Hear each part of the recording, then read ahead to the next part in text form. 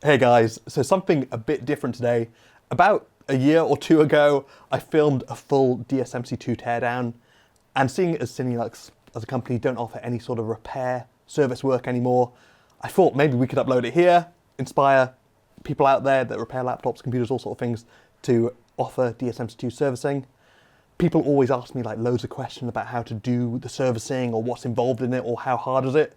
So hopefully this video, it's about 6.5 hours long, but it'll go through the whole thing and you'll get a real good insight. So yeah, treat this as a kind of learning experience or a podcast and just enjoy it. So what's going on at the moment? What are we looking at? Cool.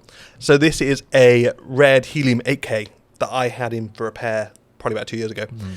Basically, it's overheating really badly. So you can see you've got... Is that the 74? That's 74. That's your core temperature. Okay. So really bad 74 is like way over recommended specs. So we got to solve that. There's a problem going on. What is the recommended specs? That's a really good point. I should know this. 54 degrees. You can change it depending on like how you set up the camera. But I think it's like 54, 55 degrees is like a good recommended temperature.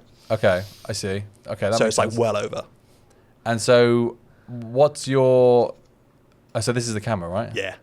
So this is what camera is this? Helium 8K. Okay. So it's had quite a hard life. But I think it's done like 3,500 hours, but still recording fine. Like all working good, just overheating. And which isn't ideal. Get a bit more image noise and stuff like that. Okay. And are you approaching this at this point knowing what the issue could be?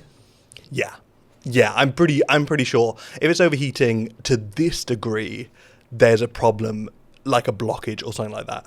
So I knew going into it, even though I'm kind of inspecting it now, just checking it over, but I knew I could see the fan spinning, but you can also feel not enough air is coming through. If you just compare it to like I could do that because I've got another one, compare it to a good DSMC2, a lot more air flows through it. This one, put your hand over the top, the air was hardly flowing through. Fans were really having to work hard to push air through.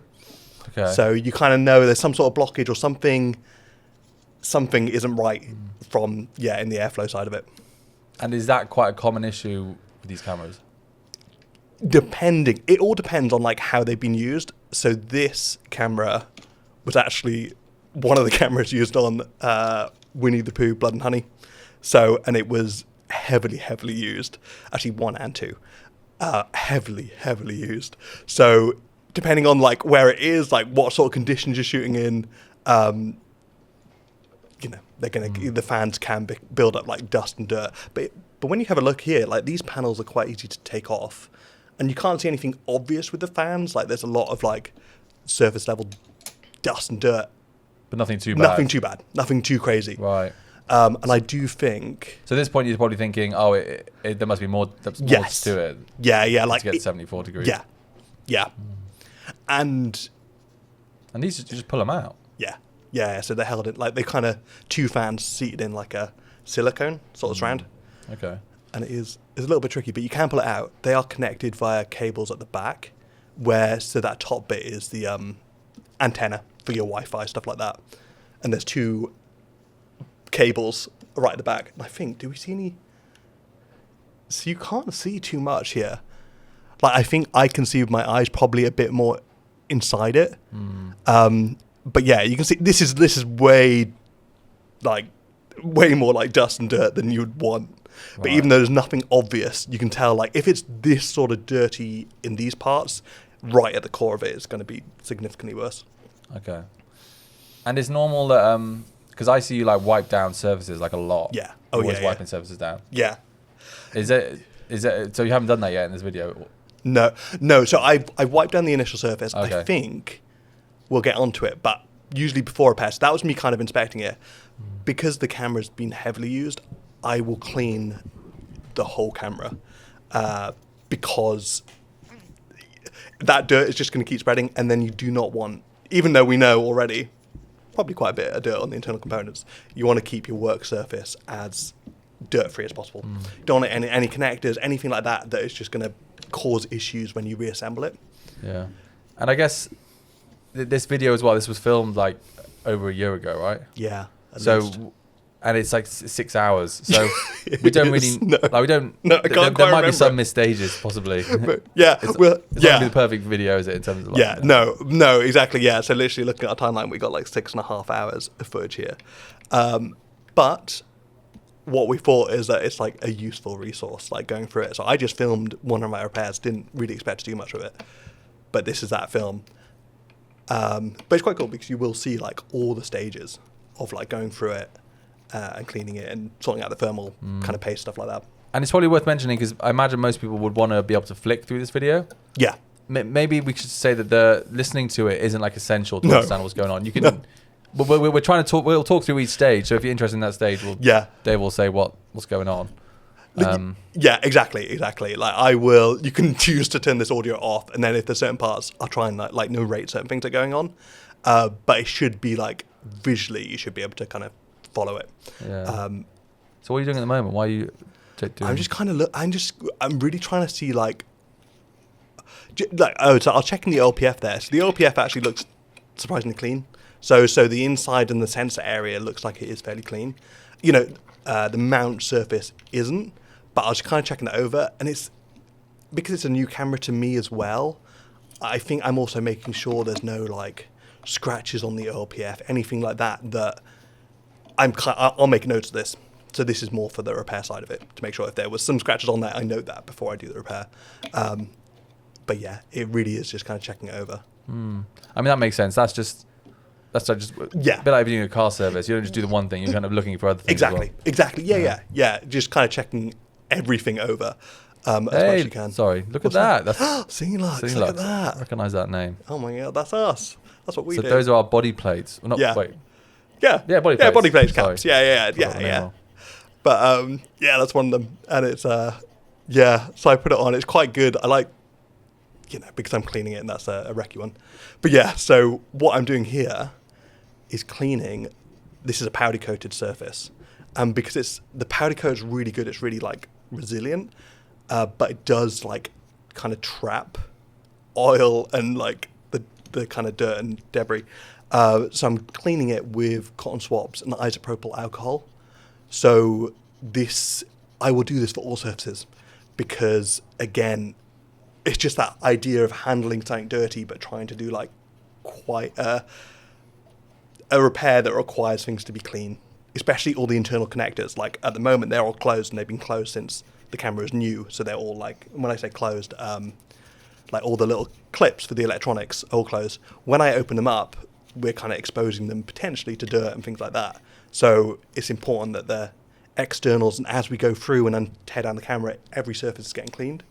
It's something I do because it rules out a problem. And I've been doing all sorts of repairs for a long time, and you just rule out like long time ago if I was doing a repair and I wasn't this kind of meticulous, and a bit of dirt did get trapped in a connector, and that took me so long to work out what it was. Even though it was a tiny bit of actual thermal pad is what got stuck in the connector, tiny. But that caused a load of issues because that repair didn't go through. And this was years and years ago when I was kind of repairing computers and stuff in my teenage sort of years. So kind of ever since there, every time you do a repair or do these sort of things, you kind of learn just to do it properly. Right. Because Because I did wonder why you were cleaning it before doing the repair. I would assume that's something you do at the end. Do you know what I mean? Yeah, exactly. Yeah. And if it was, it literally is to stop transferring dirt to the workspace. And because the camera's working and we know it all works, I would just repair. I would clean it anyway. Yeah, I mean, there's quite a lot of stuff coming off it. Yeah, there is. Look at that. That's crazy. Yeah. That's like jet black. Yeah. I think actually, you'll see these. I'm pretty sure when I do a couple passes on these, they go a lot like cleaner than they were. Yeah. What's that bit of Velcro on the side? What's that for? Oh, Velcro? Yeah. So because it was used, I think it would have been. So they were putting like A cam, B cam, C cam, like tags on it. Right. So that's why it's got the Velcro there. Okay. So that's something for on set. Interesting. It's quite cool. Yeah. Oh, nice. Yeah. So how long does this cleaning part take? It could take like. Can we see in the timeline? It's I don't know. Probably quite a while. Oh, it's 5. Okay, yeah. Yeah, In the timeline, it's cut down to 5 minutes. Oh, is it? But Nice. the original clip was about an hour. Wow. So I'm quite glad it's not that long. Yeah, that's true. Yeah, I didn't even I kind of forget because, again, while I'm doing this sort of thing, I'm just listening to music, podcast. Yeah. You know, quite methodical. And But you did this one without it because on the audio there's no. there's no true. Maybe I had like AirPods in or something. Yeah. But so DSMC2 products, like this has been your thing for a while. Yeah. I was thinking earlier when I was watching this how cool it would be to, sometimes I'm like, imagine like if we did external shell like upgrades and stuff for DSMC2 products. Yeah, that's cool. Yeah. Do you know? It crossed my mind at many points, like if you could rebuild it into a different form factor or something like that. Because it needs more like this. Everything's like fading. Like you can clean it as much as you can, but if it's actually like marks, the powder coat is damaged. Yeah, exactly. Not much you can do about that. No. That would be really cool. It would be cool. Yeah. Because I do like these cameras. They're incredibly well built. So it's quite enjoy repairing them because they are designed to be serviced. So if you are, you've got a broken DSMC2 camera or DSMC1, DSMC2 is a bit better than DSMC1 for repair, in my opinion. Is it? Yeah. I kind of think it's tricky in some places, but it felt like it was designed to be a bit more modular on the inside. So when we start taking it apart, it is quite easy, quite straightforward. Once you know the process. Okay. But what DSMC1 is harder. A little bit in places. Yeah. Certain things like it's a bit trickier to. Some of the assembly gets a bit more complicated in certain parts. It's still doable, still 100% doable, as long as you kind of like make notes as you go through it. And I just realised, it doesn't matter. I recorded the whole DSMC1 repair, didn't I? Oh, is that really? I do actually have that. No. I do have that. Okay. Yeah. Well, let us know in the comments if you want that. Yeah. That could be fun. Yeah. It's and these comments are sorry, not comment. These cameras. Yeah. They're like there's still a lot of people using them, right? Yeah. Oh yeah. Yeah. Like I do think like at the moment it's like DSMC cameras, like even though RED still will service them and support them, but they are legacy cameras. Right now, for the price they're going at, they are some of the best cameras you can buy, especially for doing like commercial production work. Things where they're just a very good camera and workflow. It's a lot of camera for not a huge amount of money at the moment. Yeah. And that's kind of why we wanted to keep supporting them, isn't it? Yeah. Okay, so the first clean. Oh, and I've changed surface, I think. So I think I was doing the clean down on like a different mat that I do ever. So that mat, then I'll go and wash it. Right. So that when I was, and actually one thing you can see is that like all the powder coat is quite dried out now. I do address that right at the end. Like this powder coat needs a tiny bit of oil put back onto it. Like oh really? Yeah. I do that with a cotton swab, tiny amount, and it will just reabsorb it, and it goes a really dark black, like it's new. Yeah. Wow. Yeah, it's quite cool. I never would have thought that. Yeah, you kind of rehydrate the powder coat, and it really is I think I'll show it right at the end, but it's like a really, like hardly anything, but you kind of rub it in like a mineral oil, and that just stays on the surface, and you won't ever feel it on your fingers or your hands. You wipe off with a cloth afterwards, but it'll hydrate it. And yeah, you just wipe off any excess with a cloth. That's a great tip. Oh, great tip. There you go. Yeah. So this is the start of the, and you saying about you got a new mat?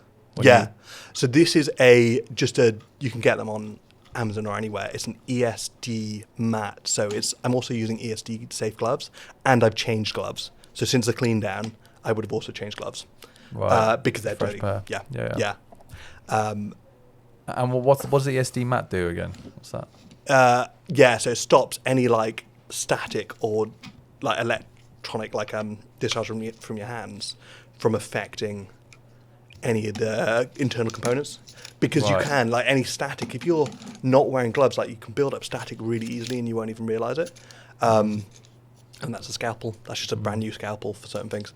Okay, do you have to use a brand new one? No, you don't. Right, you don't. Okay. I'm trying to think. Oh yeah, it's because on the side of the camera you can see where the Velcro is. It's also got like some vinyl over it, but we need to access there's 4 screws. So I think I'm just cutting. Probably didn't need a branch scalpel for that, but I did.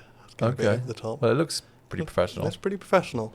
Pretty good. Okay, so you can access those, right? Yeah, so there's 4 holes holding the Minimag reader on the side of the camera.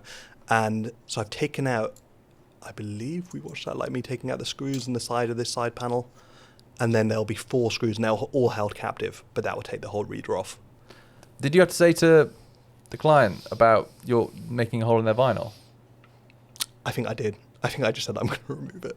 Okay. Yeah, but he was very kind of chill about it. Yeah. I'm pretty sure I removed the whole thing. Well, you got to do what you got to do. Got to do what you got to do. Okay. And why have you got to remove this part?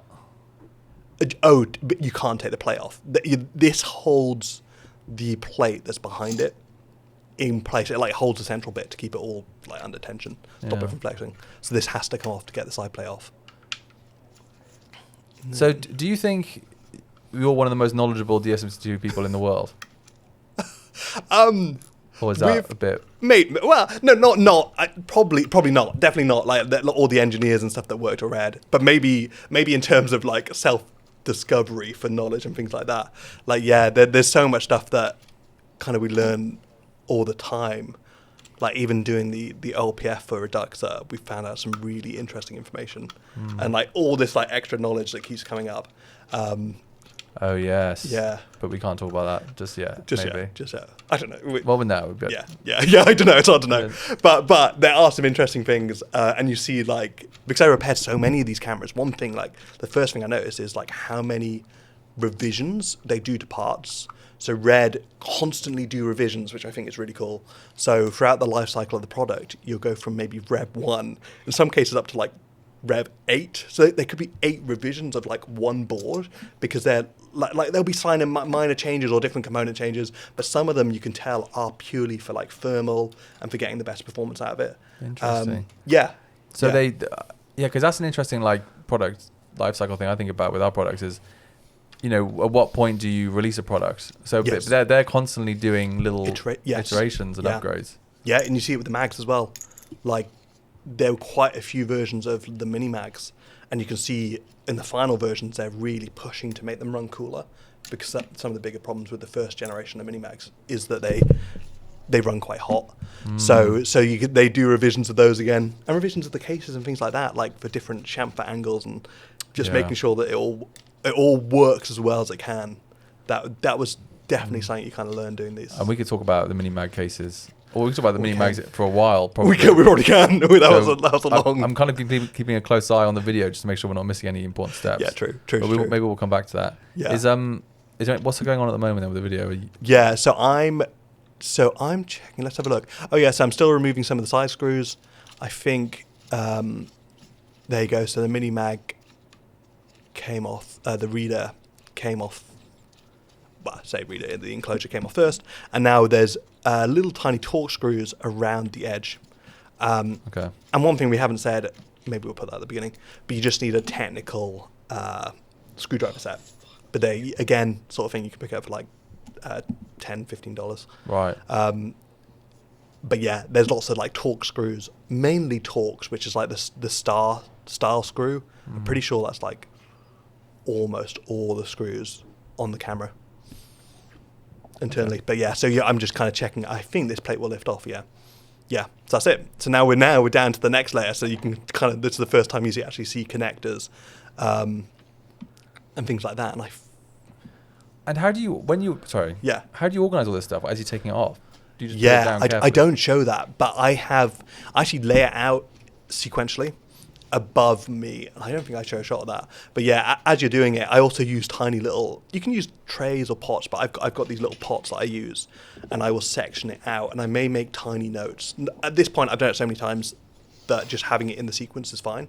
But yeah, you'll want to, as you're taking things off, just note where they are.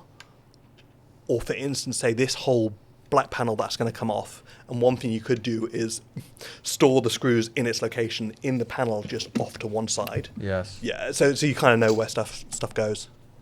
I remember years ago when you first started doing this, and you deassembly something and put it back together, and then you're like, there's just like a few screws left over. You'd be like, oh no, sure it's fine. Sure it's fine. It works. Yeah. Sam and I have known each other for a long time. Actually, I was kind of remembering, like, do you remember that time I bought that little TV with the little soldered batteries into like primary school? Vaguely, yes. My first sort of repairs. This is quite a cool tool. This is a Torx, like Allen key, but it's a winged Allen key. And all the tools I'm using are by a brand called Weira, and they're just very good. Like, they just don't wear, and they're very accurate. So I like using them. But this is probably one of the nicest tools because you just get so much extra like leverage on it. So it's very handy for this sort of tearing stuff down. So many screws. I know there are. Have you not thought about getting one of those like electric ones? We do have one. Actually. It's just it's quite slow. Like, I find like with any repairs, it always pays to be quite slow, quite methodical. It means you don't tear any ribbon cables or anything that's like, could use electric one. You're old school. Old school. I learned the hard way. Yeah. They're going too fast. It's just, it takes a lot longer in the end. And keeping things clean as you go. Keeping things good. Look at that. So, and that connector you just took off, is that the connector to the module? No, that one is to the side. You can use it for your EVF or for a monitor. It's technically designed for the EVF port, so it's like a display. It's like a pogo pin, like HDMI. It's what RED used to get a video feed to their monitor. So there's two, one on the side, one on the top. You can use both for monitor or for EVF. Right. So that's what that bit is. And then the mini mag one is that like, it's like that little square one, rectangular one with like the chamfered cornered edges. So that's where the mini mag plugs into. Okay. Sorry, the little square one. Yeah, it's like that one there. Oh, this one in the kind of the middle of the screen, just above the middle. There you go. You kind of wiping over it. Yeah. Okay. And just talking about the mini mag, that's kind of been quite a journey doing that. Yeah. Hasn't it? Was that was one of the?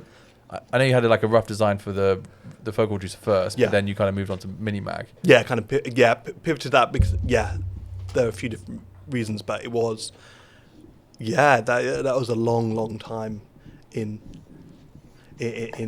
like development, and worked with a really interesting guy called Chris, and Chris Tuscany, he messaged me out of the blue, so I'd kind of put out some info about the mini mag and like trying to start reverse engineering it. It's a hard process, and luckily, really interesting guy called Chris kind of reached out, and he'd kind of worked out another part. I'd put out some information about what I'd worked out, and then he was like, "Oh, I've worked out this other part," and then together we kind of started developing and moving on. But it was hard. The mini mags are incredibly hard to reverse engineer. Yeah. A lot of people think it's quite easy. Yeah, a lot of people do. Like, I wish it was. And to be honest, we went into it like thinking it was going to be easy. Like, that was our initial. And even there's certain things, like even we worked out that the bit that everyone kind of feels is the harder bit, getting the camera to actually recognize it, yes, is hard, but also ended up being the easier bit. Getting the camera to work with the media and having the right type of media ended up being the bit that took the longest to get it so it actually works, and so we can say, these are better than, and we actually know the exact reason why and behind the scenes and why they all work. And and because there was a whole thing with consumer SSD. People think, they're just off-the-shelf SSDs. Yeah, but I remember you explained to me like why that they're not and why they can't be. Yes. Yeah. It's like some of the it's so weird. Some of the earlier drives from RED technically are like consumer ones. Like the 120 gig mini mag is a consumer Kingston drive, but there's a very specific reason why that works. It also runs at a much lower data rate, and there's a reason why that works, mainly due to the technology at the time it came out, and RED was more designed for that. But as they kind of iterated and moved on, they realized that these early mini mag designs are flawed in a few ways. So they kind of kept iterating and moving on until they got to like the 960 gig V3 and 480 gig V1. But like, so even though people kind of feel like some of the initial ones were consumer based, they're also particularly good components for RED, and that's the only reason why the 1 or 2 drives that were, they're also the 1 terabyte is also a Samsung consumer drive, but that one is also very flawed, and I wouldn't use it at all. And RED quickly moved away from that one. Right. Yeah. It runs really hot, really hot, and it uses a something called TLC NAND, which isn't great for this sort of application. RED, that. What NAND does Nexamag use? MLC. Oh, okay. MLC. So they use triple level cell, and we use multi-level cell, so only 2 bits per cell. Samsung uses 3 bits. It almost sounds like 3 bits is better, but weirdly, the fewer bits you have, the better per cell. You're more trying efficient, to, yes, kind of. yeah. Right. And for longevity, like that's how we get like it's 3,000 terabytes can be written to our 1 terabyte drive, whereas only 700 can be written to the Samsung drive. 700 terabytes. Okay. So it's like, so the endurance moves on significantly. And they also run cooler and all sorts of things. Like, yeah. And we use Toshiba very, very high quality NAND that is incredibly hard to source. Yeah. Okay. So it's it's not quite as because I think what happens is that someone opens up one of the drives and then then that gets painting across all the Minimag drives. Yeah. When actually there's like a development and change in between all of them. Exactly. And you really have to kind of and that's why we if we did the say for Reduxer, our OLPF design off a DSMC2 from say like 2015. That would have been a really bad move, and I made sure that we got the latest version of the OLPF from a Monstro, and it was brand new, latest version. Made sure, and we did notice difference when comparing them, quite significant. Right. So you always want to kind of compare to their last revisions, because that's when you don't have any issue. They've worked out all the issues. Interesting. Yeah. I just want to quickly before this goes off screen. You're taking off a bit of tape here. I am. Or is that to get to that screw? Yeah, it is. So I'm technically taking off some tape. You can just do it. I didn't. This is their security seal.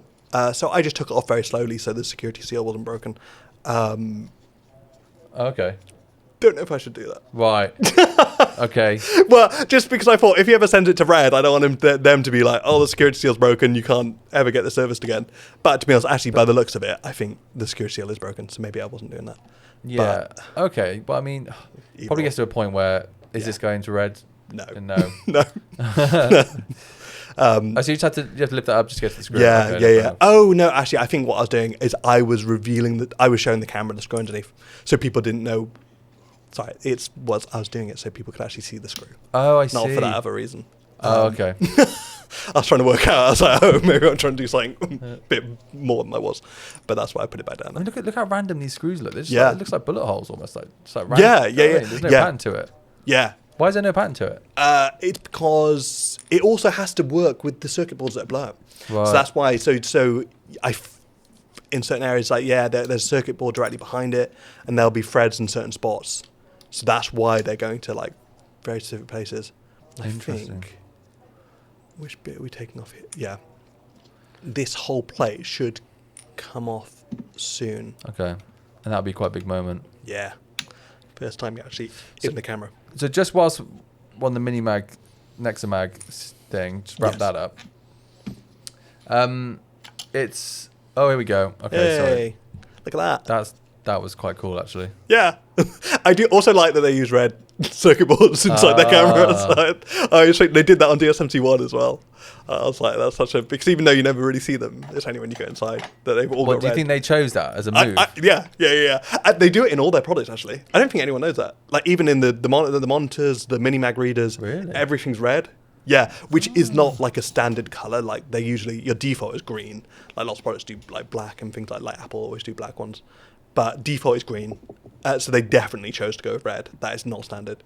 Interesting. Yeah. I wonder why. No, I'm joking. Why? Wonder why? No, that's cool. Yeah.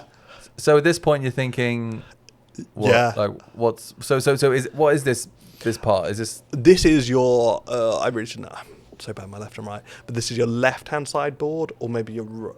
It should say on the board. I think that. So the lens would be at the top. Would be on the left. Yeah, left-hand side. Wouldn't it be from the back? Or right-hand side board. Dave's holding his hands right now. I know. Yeah, I know. Because if you're looking at it from the front, it's the right. But it's either the left-hand side board or the right-hand side board. If the lens is facing out, it'll be the left. The left, yeah. So it's the left. Okay, you can see the lens at the top. Yeah, true. And it's laid on its side. So left-hand side board, and this will have, this, you can't really see it, but on the other side of this board, there's quite a big processor. So that will have its own kind of thermal pad. But yeah, so it's quite an integral board, like for most likely firmware, things like that. Right, and so you got to be quite careful with this. Yeah, so this is actually this bottom cable runs completely under the camera. So like under the base, it actually links the left hand side and the right hand side board. There's like an extra link between the two. Okay. And probably, I'm actually not sure, but probably just feeding power and things like that to that other board. And so that one is a bit more awkward, the one right at the base. And I'm taking off all the screws. I think I've removed the one flex cable just so I don't hit it or knock it when I remove the screw that's right next to it. Right. I prefer it to be loose. In case I slipped or moved, I prefer it to be loose so it can move if anything like that. It just right. You want it a bit give in there, sort of thing. Yeah. Okay. And these are called flex cables, aren't they? Yeah. So these are, again, luckily, this is where it's quite good. These are really serviceable. These flex cables, the connectors on them are designed to be connected and unconnected. That can happen hundreds of times, potentially even thousands and thousands. So they are designed to be serviced, which is quite cool. It is a very serviceable camera in a way that many cameras aren't. Wow, look at that tool. Look at that. That reminds me of like a dinosaur. Yeah, I know. It's a bit.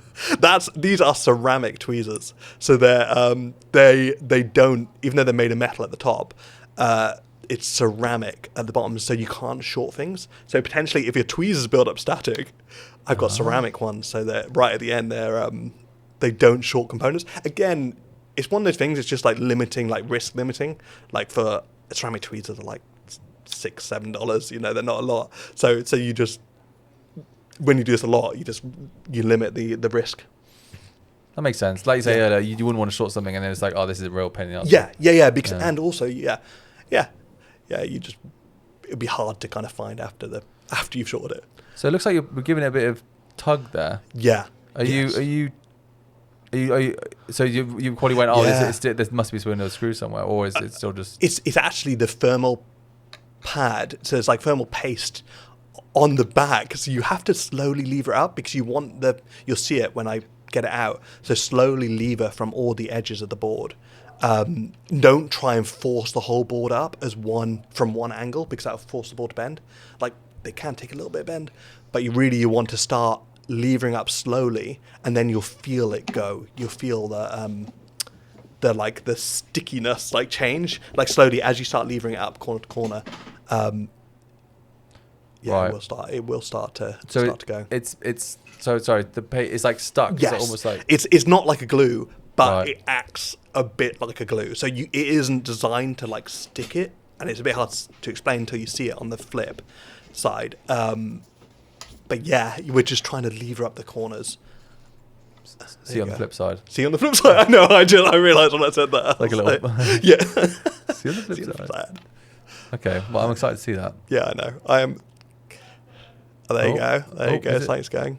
Is that playback? What was that? Did you see that? I did see that. And we had a little bit of a playback error, but I'm hoping it's all right. Shall I? Cool. Yes. So there you go. You can see, and that's like the thermal paste / compound. That's a really kind of bad sign. This is dry. It shouldn't be like that. It shouldn't be dry. It's meant to transfer heat. It's meant to be a bit liquidy. Not a liquidy so it's running, but imagine like a very thick, almost like porridge. Like Oh, it should really? be like quite tough. Like but Not as also runny as porridge, not surely. as runny as porridge. Like a very thick porridge. Okay. But also smooth. Kind of like a paste. Like a paste. That paste is probably better. So this is not meant to be dry. It's meant to be like a paste. Yeah, it is. Yeah, ideally, like you Right. should see, like if you put your finger on it, like it will always get a bit drier, but you should be able to like kind of move it and smear it a little bit. But this Wow. is dry, and this is because the camera was running so hot. And look, you can see it's like it shouldn't be like having all crumbs. It shouldn't have crumbs. This sort of stuff, not like that. Right. So this is. And it also doesn't look very consistent across the. No. So I think what's happened is that it's dried out, and it's not. It probably would have been, but because we pried it up, that's just the way it's kind of like split. So that, or it would have. It's meant to be consistent across the whole thing, and it probably was until we split it open. But this is really bad. So this is 100% has to be replaced. And yeah, I just said. So what I'm using, the tool is an APS-C sensor cleaning swab, and I just find they're quite good because you can swap them out quite easily, and they've got a lot of flex. So that's what I'm using to get this paste off. Yeah. You can see it flexing a little bit there. Yeah. Okay. Yeah. And what part is that the paste is on? This is one of the. You got different boards that like do lots of different like heavy lifting. I believe this is more running your. I really should know. It's not part of the OMAG. It's like probably more firmware side. Some sort of like regulation with the ISP. Right. I think it directly interfaces with that. And that's got to be cool. Yeah. It will do so. Yeah, part of your kind of image process. This isn't the image processor, but it will link into that, and probably manages the raw files that are being like saved from the sensor. Right. So it's it needs to stay cool because it does link into that. This thermal paste, so where it connects to, goes to like a whole central core. The whole core of the camera is designed for air to flow through it, and for heat to be moved away from these components. So that's what this connects is to that central core, like the radiator. You'll see that later on. There's like a whole big aluminium block in the middle of the camera that draws heat away from all these main components. Okay. I don't want to be a sports ball, but Yeah. the distance to the mic is making me anxious. That's fair. It's fine. I think I maybe will. Yeah, okay. I'm Dave's slowly drifting away from the microphone. mic. It might be It's the not floors in here. There's like Yeah, they're I've not got quite my- level. It's not. So I'm slowly rolling back. Slowly roll back. We're gonna speak like this now. It just these mics are great when they're like this. It's quite rich, quite close. Yeah. But I know you got to lean for that. I But gotta I'm a lean. bit more. I've got Yeah, a bit more bit relaxed. better I think. stand. Yeah. No, it's all right. Is that all right? We can put it on a stand if that's Actually, no. easier. I'm gonna raise it up. Let's try Okay. that. Yeah, that could be good. Sweet. That's yeah, better. and maybe Let's just put do it that. right on the end of the table. Right on the end of the table, Or like we're just good. there, yeah, there you go. Nice. But That should be okay. better. But if it's uncomfortable, just let me know. We can put a stand up. That's fine. It's all good. Have we missed anything important in the video? Probably not. I Hopefully not. think it was just me cleaning. Okay.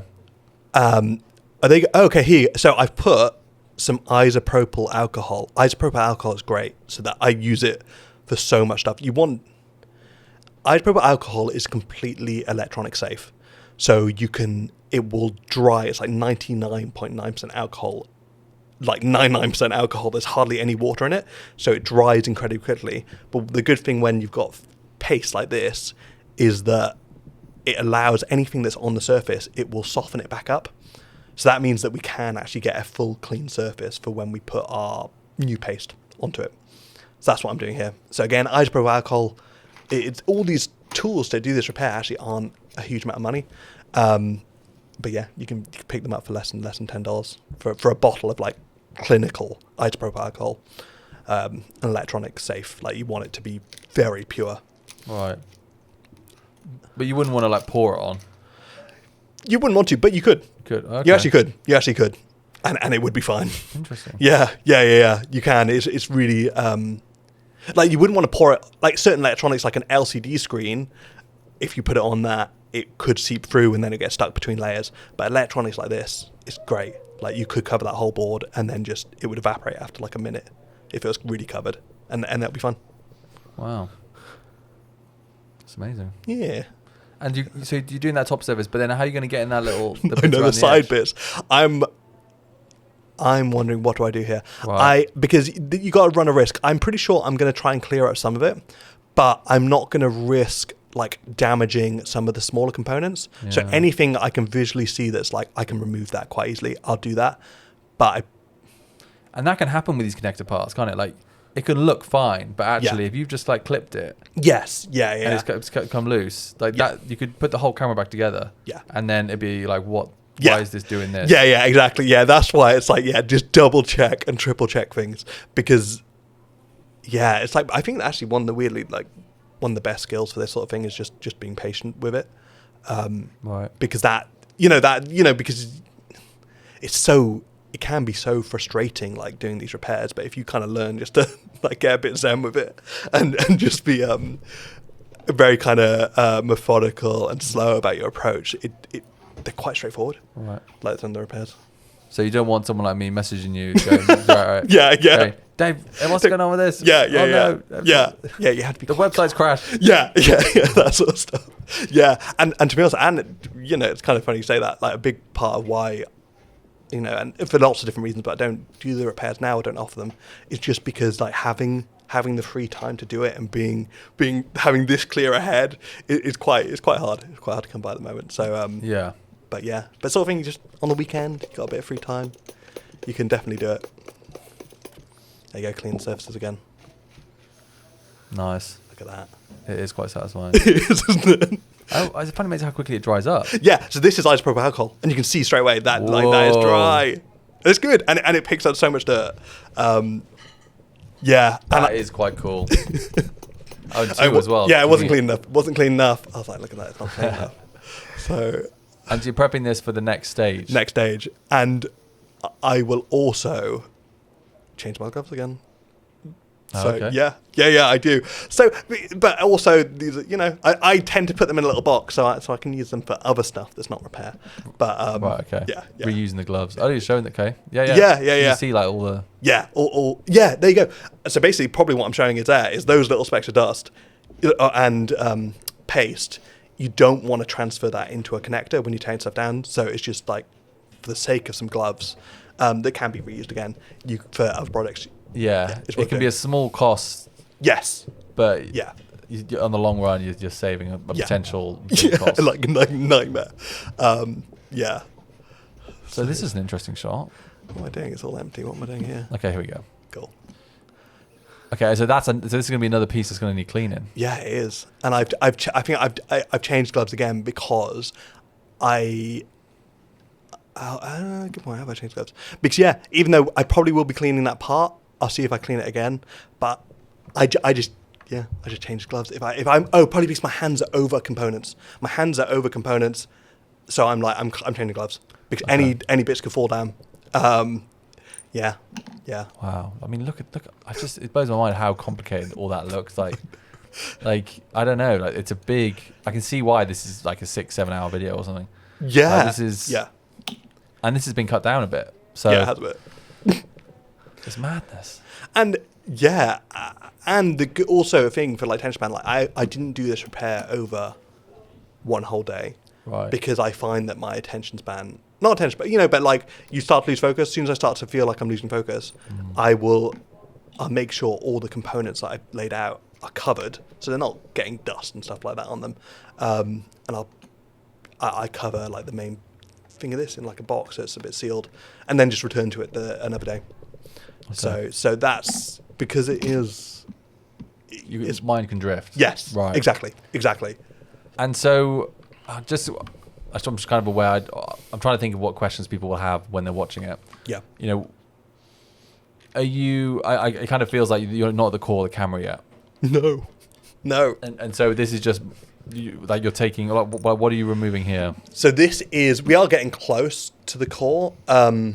This is like a plastic plate that there's two of them on either side of the core, so they hold the core of the camera together, and also do you see that? Sorry, look at that. Do you see that screw that jumped? It jumped. There we go. And so you have to. I probably will read. I think. Oh, there you go. It's come out. It's come out. It's a close one. I think I could have fallen in then, but luckily it could have fallen in. Do you know what? I think I'm going to reset. I've reset the shot. I'm almost certain. Oh, do you? Yeah. So what do we do? Okay. Well, Dave's panicking because he didn't want to. He's not sure if he wanted to show the screw nearly fall in. Me shaking a camera. So now he's putting the screw back in, and he's taking the screw out again. I think this is interesting for viewers. Is it? I think this. I can't show any imperfections. Yeah. This. There you go. There you go. Look, done properly. That was done properly now. A little insight into Dave's brain there. Yeah. And yeah. you're going to take off the paste on this one as well. Yeah. What do you replace? Because I always thought it was pads. Yeah. But is it? You can. And actually, I say potentially on some of the earlier cameras, they did. Definitely DSMC1. Definitely DSMC1. They used pads. But they moved over for later revisions and in DSMC2 to, like, I should know the name on top of my head, but it's a special type of thermal compound, not a pad, and it just allows it to flow out a little bit. It makes sure your tolerances are pad. It can be sometimes a bit too stiff, so it doesn't flow as easily. You can get some that are low density, but it's actually easier to use a compound, and I can put in the exact stuff that I use. I was trying to think what. Maybe we'll make a list or something in the description, just for like the parts used. Maybe. It's another thing to do. Nothing to do. No, but I could do. Yeah. Maybe. If there is, there is. If there isn't, there isn't. There isn't. What can I say? But you can always make a list whilst you're watching. I can make a list. You can. Not you. I mean, but the viewer. Yeah. But no, that sounds like I'm being lazy. Maybe it does. But it's more just. Maybe I will. I'll do a list in the description. Done. It's Wait. What will the list be of? Just it'd just be components, names and things, and links to stuff. I did think that earlier on when you said the screwdriver name. Yeah. Of the good Allen key one. Yeah. I was like, that's a hard to spell. Wera. Wera. W-E-A-R-A. W-E-R-A. Okay. W-E-R-A. Okay. Well, it's not too bad. Okay, and then you're prying this part up now. This is exciting. So this is that plastic plate you were talking about. Yeah. Oh yeah, and this plastic plate has like a gasket. So that's also why it's a little bit harder to get out as well. So again, and this is where the Wera tools come in really well. They've got all these little like levers. This is like a little levered like pry bar tool. I thought you just sat on it and it bent a little bit. Yeah, on the tool. Yeah. No, that is a custom bespoke tool. So I'm trying. That was a joke, by the way. I wasn't actually. I was thinking. I don't want people to think we're like, Let's see what we got. Okay, so what you did a little tap there? Oh, just tapping it. What am I? I'm hard to know what's going through my mind. The thing is, this is 1 year ago, Dave. So it was. He has 1 year more experience now. Yeah. Can I also just say at this point, the reason I might sound quite tired is because I have a 8-week-old at home, and I probably got about 4 hours sleep last night. Yeah. So apologies for that. But you're doing pretty good. Do you think? Yeah. Thanks. Yeah. Okay, so I think I've realised now that we do not want to take that component off just yet, and there is a reason for that. So even though at this point I had done this repair a few times, it is when you're going between DSMC1 and DSMC2 repairs, and I just kind of forget. Yeah. But yeah. I was going to ask you about that because how much do the DSMC 2 cameras vary between each other? You know, the Monstro and Starlet and all that sort of stuff. How much? Not in terms of the layout. You can revision. There are slight revision changes, and potentially on this is a very early Epic W. This actually is like one of the incredibly low serial numbers. I think it was one of the first that came into the UK. Wow. So I think in later versions, the reason I tried to take that panel off is because on later versions you actually can, but on this version you can't. So yeah, so you have to there's slight little tweaks. There's some things you're doing and you're like, oh wait, this you can't take it off. And I wonder if they changed it because during repairs, if they were replacing that panel, instead of having to take, I think I'll have to take the top plate and the bottom plate off now to get that out. They're just like, oh, we should have just made this amend. So they made that amend. So for servicing, it makes it much quicker. Yeah, it's so interesting because going through the products, going through the process of making products, we're always so like, oh, we got to make everything perfect and the best it can be and all that before releasing anything. Yeah. It's interesting to hear, of a company who are making stuff, selling them for like tens of thousands, $60,000 to $80,000 or something at the time. And just still being like, oh well, the next version will because they've got, it's like it is functioning, and even like some of the very early DSMC2 cameras have like a completely different sensor kind of configuration, like in terms of the OLPF, like the glass, and they really made some massive changes after the first 6 months to the cameras. So it's kind of interesting. Well, I may be saying, because we've got one product, the Fujinon, is it the Fujinon converter that with the OLPF with the screw below it and all that? Oh, that one. No, it'd be Reduxer. Reduxer, there's 6 months of DSMC2 cameras. Potentially. We do have to 100% verify it, but right at the beginning, Reduxer won't work. Potentially. I've altered it so it may work, but we've got to verify it. But yeah. And that's just like, okay, a small little change they made, but that's to do with... it gives like another, and they've done it for a reason, probably for this reason, is that it gives like another 3-4 millimeters of depth in the sensor area. And I think they realized for certain like adapters they wanted to create, there wasn't enough room, or for certain OPF types, so they made that amend. So it was the very first 6 months of cameras, and you can see the design feels a bit more prototypey. The very final design feels more fleshed out. So yeah. How many cameras are they making? I mean, what for a 6 month period? Like, what? Yeah, it's hard to know. It's really hard to know. They don't really announce stuff like that. When you ask, no. You're like try and find any sort of thing online. It's hard. Yeah, really hard. Okay, so on the other side of the camera now. Same sort of thing as right at the beginning. So now, because I've got as far as I can get on that side, basically. Okay. Same sort of thing again. So we've got... I always think the branding of Red is quite cool. Like the way they do all this. It is like, quite cool. It just kind of works, doesn't it? It does. It feels really like purposeful. It's weird because like I would have thought when we when we're designing stuff, we'd be like, oh, we can't put warning with 3 exclamation marks. I know. Warning with 3. You know what I mean? 3 exclamation marks. But I don't know. They just kind of created a bit of a vibe. Yeah, they did it because it's like that bit is just talking about like you can adjust the sensor position on this. So that bit is just saying don't put the screw into this part while you're adjusting the sensor. But it's like so big and bold. It's like very. Well, it's just like it's weird because obviously you're not more warned by 3 exclamation marks than you are by one or none. But that is totally like a visual sort of thing. Yeah. Like, okay, so cool. This is it? I'm doing the same thing again. I'm not sure. You could technically. I think it's because I'm. What am I? Do you think you're trying to show the camera something? I think I'm just trying to show the screw underneath, but I don't know if I was to do this now. I think it was more I was imagining. I'd probably cut this bit out. Right. But wait. I don't know. But no, not for any reason other than basically you could just, if you know where the screw is, you could just put your screwdriver right through the sticker.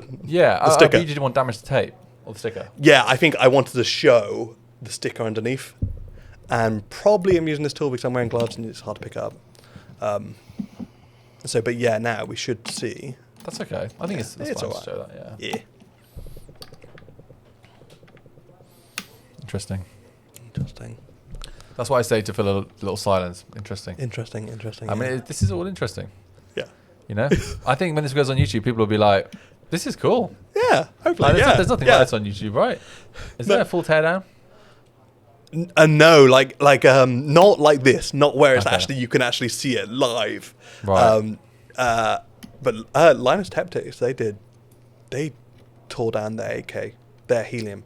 That was years ago. Yeah. And they water cooled it and did all sorts of stuff.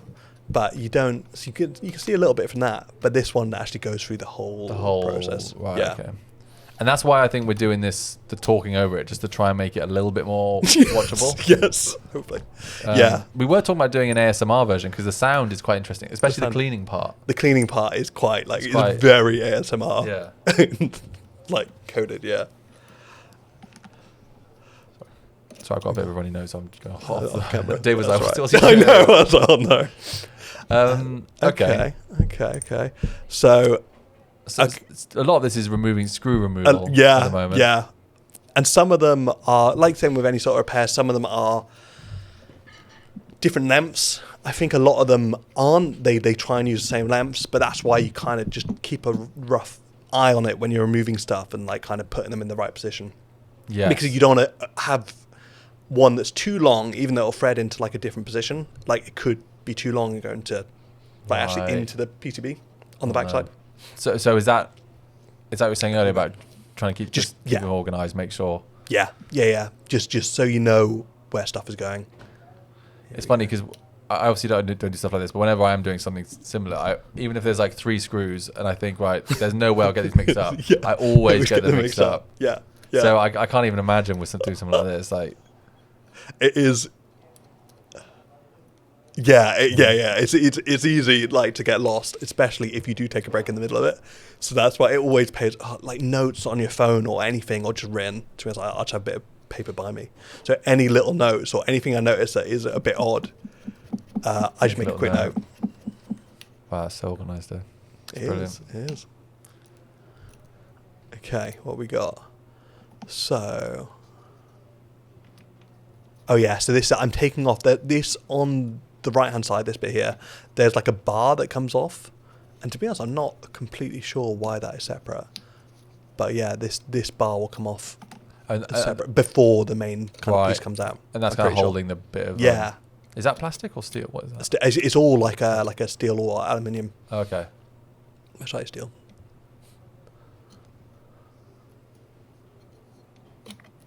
Hey, there we go. Cool. Ooh, yeah, that's crazy. I like. But look, and you can see, look, even on that one. But that was revision 1 on that one. So, interesting, revision 1, and it's an early camera. It's a really early camera. So that'll be. But I've seen later revisions on that component. Oh, really? You can see it there because it's a very early camera. This is revision 1. So what part is that says revision? I really should know. I want to say potentially. Oh no, Wi-Fi is in the middle. You can see the Wi-Fi because there's a cable in the middle that will go to that antenna at the top. Is that this bang in the middle? The red? Not that red bit. It's the one that's like black and silver, and there's a little cable coming off it. One there. This one. Yeah. Okay, there you go. The one right next to you. I'm just about to take the antenna off. Oh, you take the antenna off. Yeah. Oh, wow. Yeah. No, this little tool's called a spudger. It's a little plastic tool. Oh, okay. Yeah, so it's quite handy. But yeah, for this sort of thing where you want to lift up stuff and you don't want it to be sharp. Spudger. A spudger. And they've got an antenna. I didn't think they would have antennas. What's that for? The Wi-Fi. Wi-Fi. Yeah, and I want to say it's got Bluetooth as well, but it's definitely got Wi-Fi. Okay. Sorry. I've got to blow my nose. That's all right. I'll take it. That's all right. Cool. So what have we? Oh yeah. So this cable is a bit awkward. So any of the black cables are seated a lot harder than the kind of orange cables. So the orange cables come out pretty easily. And then the 2 white ones at the top with all the coloured cables coming out the back, those are for the fans. So those are your fan cables. And again, those are also a bit more awkward to get out. But they all do come out. It just got to be a bit slow with them. Do you think Cinelux will ever design its own camera? Yeah. I think there's a very high likelihood. Yeah, that'd be cool. Wouldn't it would be cool. It would be really cool. Yeah, there's some good ideas. Well, hopefully. Yeah. Because I think with this sort of thing, like when I see that and I hear you talking about it, I'm like, when you break something down, it's like, this is achievable. Yeah. Like if you, yes, difficult, very difficult, but yeah, not impossible. Not impossible. And I've repaired all sorts of cameras. I really like the little Blackmagic Pocket, the first one. That's great. That's really simple on the inside. Really, really cool little camera. But yeah, but they really broke this. One thing I like about this, they broke all the core processors into different boards, and it is serviceable, and like you can easily replace stuff. Like parts can be replaced and repaired. Like kind of modular. Cool. Yeah, modular sort of thing. Right. Like you can, whereas with the Pocket, it's like one board is the whole camera, basic for the most part. Whereas this is like if your left-hand side board goes, you can just replace that one board. Right. Or you can still try and repair the board, but yeah. So when you said you like the Pocket, what did you mean? What was I saying about that? So yeah, I like the original Blackmagic Pocket because it's It's just got a grey image. And right. Oh, sorry. I thought you meant the internals part. No. It's what was I saying about it? More that that's a simpler camera. So you could see something like that. Like this is quite complex in terms of layering, but there are really cool cameras out there that are much simpler, and probably more achievable. Like for designing a first build of a potential Cinelux camera. Okay. Yeah. And so I'm looking at like there's a lot of parts on this board. Yeah. Do you know what any of these do? Like so you've got the pink, actually the purple one, that's like your kind of CMOS battery.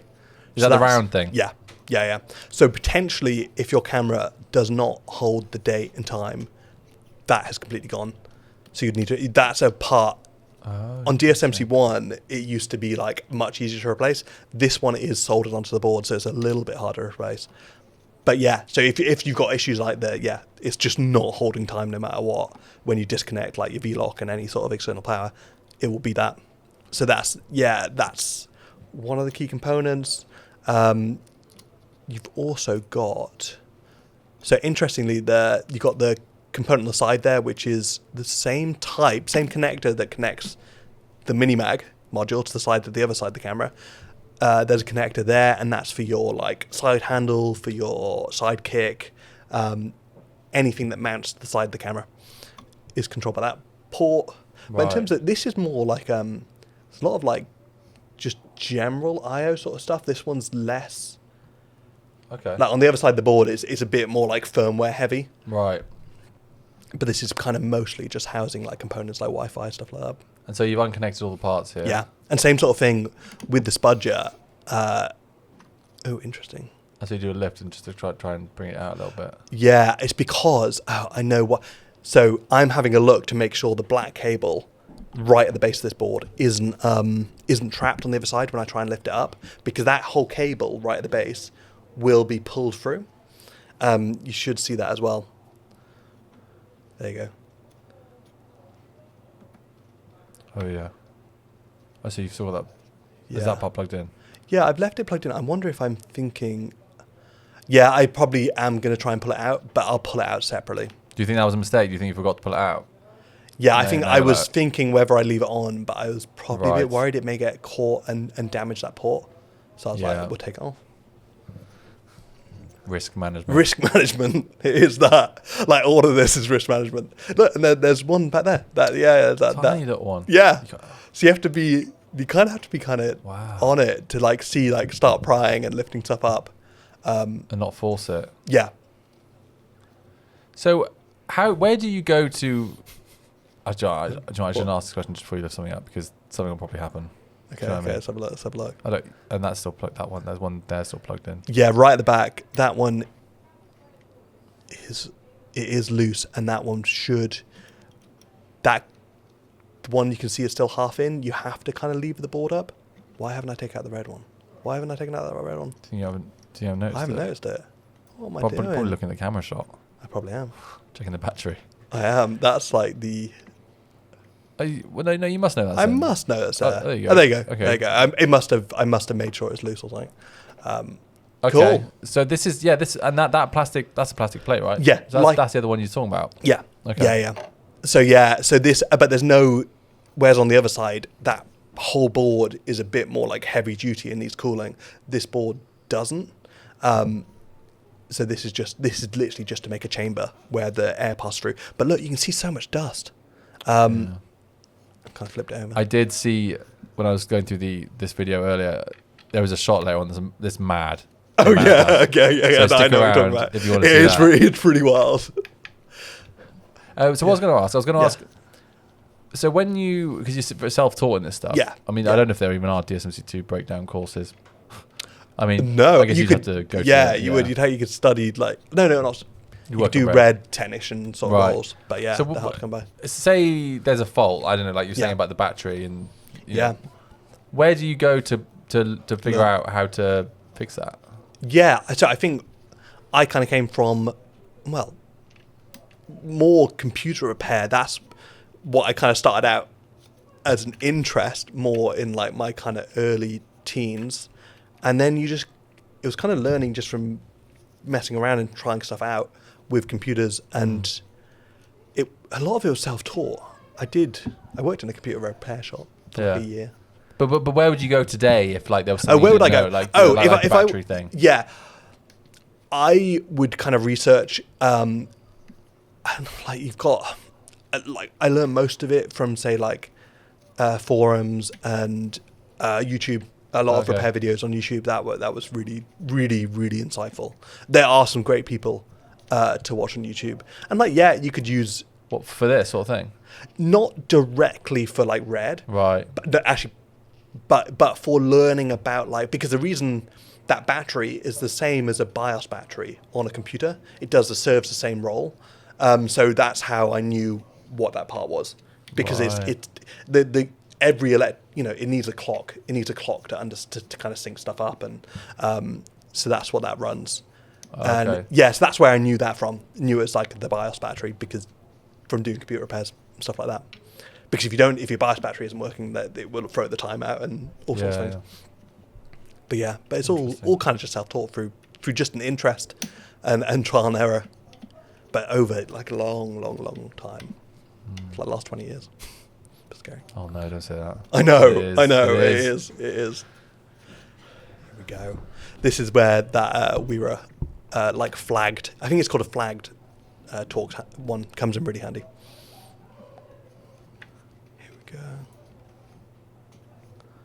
And this part, I got to double check. Oh, there's two.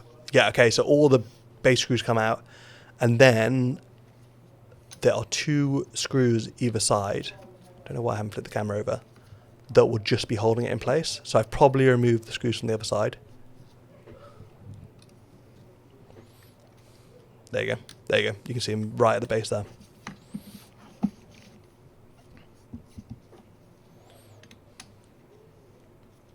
So I've got some. I'm just looking down some questions. Cool. Is there anything you'd say that what's the most complicated part of this process? You would say. Is there one, or is it all just? Most complicated part. Probably when you get towards like the rear. It's the OMAP sort of assembly at the back. That is quite tricky because there's two boards essentially like sandwiched together. That's probably one of the harder bits. More because, especially on the early versions, they changed them for the later ones. The boards strip out really easily. Oh, really? Not the boards, the screws. The screws strip really easily. So you just got to be super careful when you're like undoing stuff. But yeah, it's when you say the screws strip out, you mean like the threads on no, like the actual Torx head part, the bit you put your Torx screwdriver into. Oh, right. That can round off like instantly, and I'm almost certain it will happen on this camera. Oh, yeah, in this video? In this video, I'm almost certain it will happen. Well, and you may see me have to do the repair, to get it out, which is really hard. So that's also why you try and use good, like defined, well-made precision screwdrivers to make sure that they are like perfectly sized. Properly, okay. Yeah. I feel like we've seen, like you've done this a few times now with these fans. What's going on here? I reseated them for when I was taking it apart. Probably because I wasn't sure when I was recording this how the video would go together. So thinking about the edit. Thinking about the edit. But now we're just watching it all live anyway, so it's not so important. But what I'm going to do now, because I've unplugged the fan screws, so actually now it's much easier. There you go. Okay. So I've made the fans. I wonder why I made the fans loose. Probably because I felt like if something got caught, it'd give me a bit more room to negotiate. So I made them loose, but by the looks of it, didn't 100% need to do that. And there you go. You can see that's the whole core of the camera. Oh, so you want to be So you want to be careful when flipping it over, because now the two parts are floating. Oh wow. Yeah. That's crazy. Yeah. It's pretty cool. So this is this is where things get a bit more complicated. I would be panicking right now. I know. Luckily, yeah. So it is all floating. You can see there's two flex cables that are going a little bit of angle. They can take a bit of angle, but you wouldn't want to push that too far. So now... And flex cables, they just literally carry data, right? Yeah. Right? Yeah. They're just like interconnects between boards. Is that in like ones and zeros? Yeah. And Wow. I think all these are pretty quick. I think they're like 6 gigabit or 10 gigabit. I remember like having a look because I had to repair one once. Because the reason I was asking, because I know you got those flex cables made up, custom made up for the monitors. Because the monitors often go, don't they? With the yes, and people kept asking for them. So for DSMC2 monitors, it's interesting because the monitors like swivel, but the only problem is that they can break those cables. So we had them made up, and those cables, luckily, they don't have to be crazy fast. They just have to have 0 latency for carrying a video signal. But there's certain specs. They have to be like certain things have to be the same length. Yeah. Whoa, there you go. I know. Oh my gosh. Yeah. Okay. Here we go. The dust is coming. Dust is coming. So this is your overheating problem here. Sorry, just before we go on to this, can I just say about the flex cables? Yes. We got a few of those lying around. Yeah. If anyone does. If anyone do, we do. We've got loads. A few. Well, probably like 6, 7 left. Boxed up. We are. They're not on the website. But email us and maybe we can give you one. Yeah. Maybe. I don't know. Yeah. Yeah. But yeah, dust. Let's talk about the dust. Dust. You can stop it. Yeah, it's all right. Yeah. So this was why it's running so hot. Yeah. This is exactly it. So this is going to be like, you will not have the required airflow to keep all these components at the temperature they're designed to be at. And basically, the hotter your temperature, the more like image noise is going to creep into the image, and just generally the camera is not going to be happy. The fan's going to be on. It's going to be loud. It's not what you want at all. I can't believe Yeah, that is so much. This probably is the most I've ever seen. Yeah. They do get a bit like in the middle, but this is definitely the most I've ever seen. And what those line the plate things on the left with where all dust gets in between. What is that? That is similar to like how we have on like the Next Mags with like the grills on top. That is literally to increase surface area. So you've got those copper heat pipes that are literally going to the back of the sensor. Those heat pipes transfer heat really quickly. Right. And then all the fins just increase the surface area. So any air passing through it, that's wild. There's more surface area for the heat to be transferred. Right. So the air is like your medium to transfer heat away from these components out the camera. And that's why Next Mag one's cooler than Mini Mag. Yeah, it's a big part of it. Yeah. The surface area.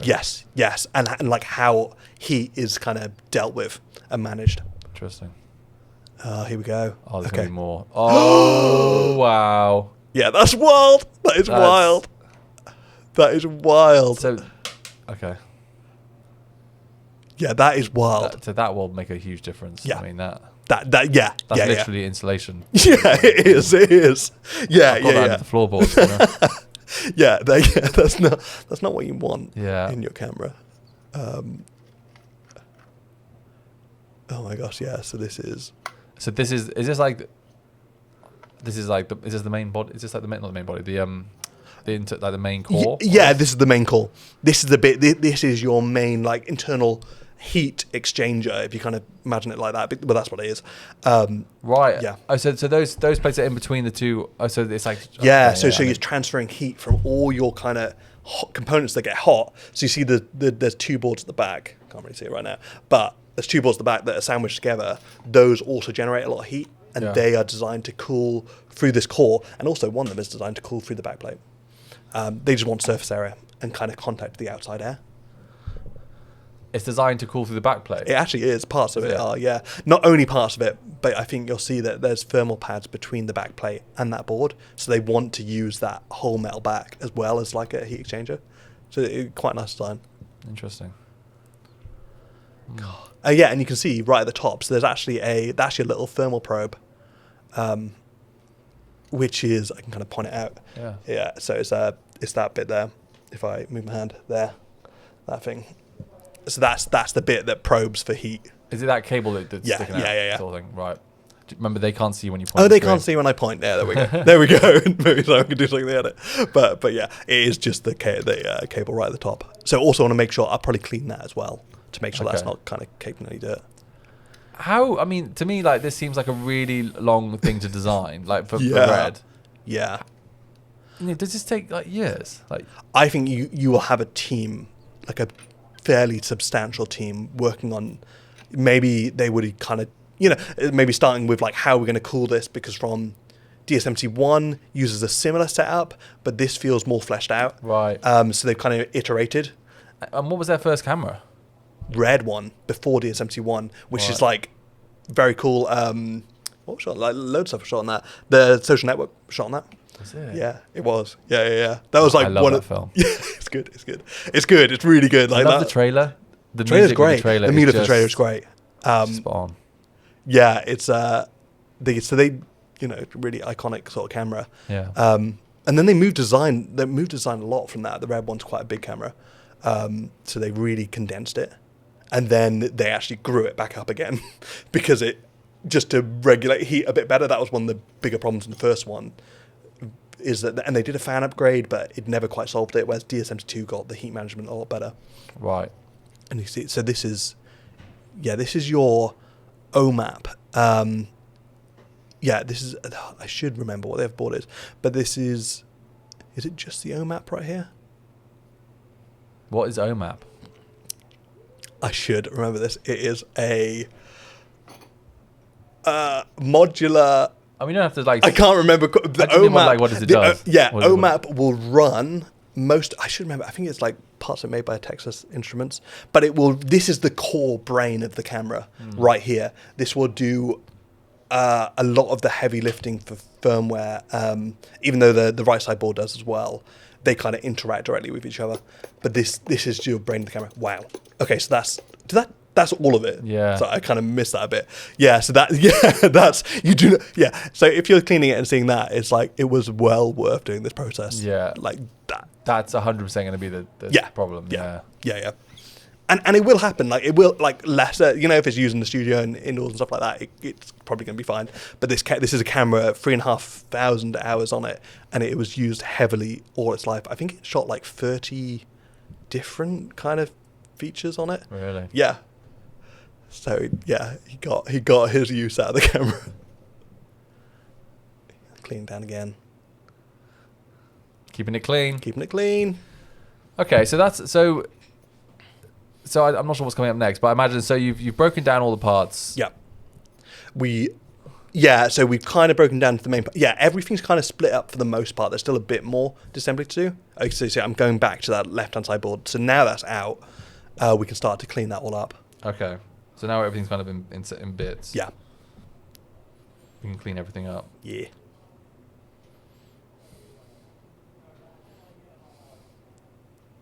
So what do you think is the most expensive mistake that can happen here? What's the most expensive? Is it if a certain part breaks or something? To be honest, yeah. It's all... In terms of... To be honest, it's awkward because if you break anything and... It's going to be awkward. Like any repair on these boards does get a bit awkward. But probably the most expensive parts are parts that definitely aren't interchangeable. So like your OMAP and your sensor board, like those can only be... Red have like a custom rig setup that they do for their repairs. So I've actually spoken to engineers before, and they have a Red, like in the UK, it links directly to Red HQ, and it allows them to issue like repairs and firmware, like very special low-level firmwares to do repairs and replace components out. So if you damage like the sensor board or the OMAP board, those are two that can't be. They have to be repaired. You won't be able to swap them out with ones from other cameras. They just won't work. They're kind of locked out on a firmware side. Wow. Oh, apologies. That's right. That's someone on my front door. Yeah, it's got your doorbell. Put that on silent. Okay. Okay, here we go. So this is another little aluminium block. So this is right on the inside. This aluminium block will. It pops out. Yeah. Oh no, it's just kind of stuck on the back. Yeah. So, yeah. And you know what? I think I've just realised this will probably stop. I think at that moment, okay, there you go. Because I remembered that. I realised I was like, I have not got gloves on. Oh. Yeah. And I kind of recognised my core hand expressions. I was like, I do not have gloves on here. I didn't know. I didn't even know. Yeah. So what I've done, I'm surprised I didn't film that. Wow. Okay, so I must have cleaned my hands and I must have washed it. But here we go. This is, I won't say washed it, like cleaned it. I washed my hands, cleaned the part. but I don't think I've recorded it. When you say, okay, that's fine. But when you say wash it, do you mean like wash it in like a... No, I kind of said the wrong thing. So I cleaned it again, same as we did the other side of the processor, isopropyl alcohol, swabs. It probably was just quite a long thing, or potentially I forgot to film it. No, that's fair. But yeah, same as how we did before, just with the isopropyl alcohol. Right. And because this is separate to the camera, I probably went and did it somewhere where not in the workspace. Yeah. And what part is that, sorry? This is the heat sink for your left side board, the one that we took off originally. It's for that big processor component. Right. So it's just transferring heat from that component into that central bit where the cool air is being pushed through. Right. There you go. First mistake. Is this going to be take 2? I think it will. There might be. I think it will. People cannot see. I made a mistake. Oh look! I'm gonna clean it because I put on a bit of. This sums up why it takes us so long to get products out. I know. It's got to be perfect. It's got to be perfect. And because I put on a locking thread compound on that, I'm putting on a special locking compound. Yeah. What? Yeah, it's that big. Yeah, to make sure, because obviously these cameras, like, they're heavily used, they're shaking around a lot. I'm just putting a thread locking compound on it. It doesn't have to be anything like insanely strong. Is it like a glue, right? Yeah, a special type of, and it's a glue that will only tiny bit. Yeah, there you go. Tiny little bit. Tiny bit.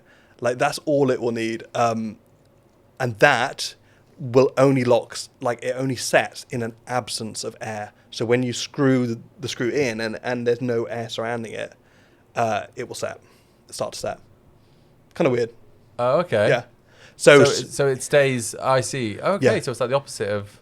Yeah, it's not air drying. It's in an absence of like air. So you could have a blob of things that. drying with air. Yeah. Yeah. And so this is the vacuum yeah. Dry. Right. Yeah. So this is the opposite. But it's saying something like Red would have had a bit of locking compound on it. Usually, like, all their screws are delivered with the compound on it. But because we've now broken that seal and taken it back off, I'm probably going to take it. That was too much. There you go. Taking it back off. Okay, taking a little bit off. Yeah. Nice. And so it's literally just to keep the screw in properly. Yeah, stop it like under vibrations, like unthreading itself, and it will do that. Wow. Yeah. I never knew that. Yeah. I'm learning things too. Yeah. It's all these little things that you kind of see it, like when you look at the screws that come out. If they do have thread like locking compound on them, then yeah, you should put new stuff on there, because it won't be any good when it goes back in. Right. Once you've kind of broken it, especially yeah. So that's really cool. Yeah. And it's weird this stuff because all this is internal, but I guess it's like, because obviously you can't see any of it.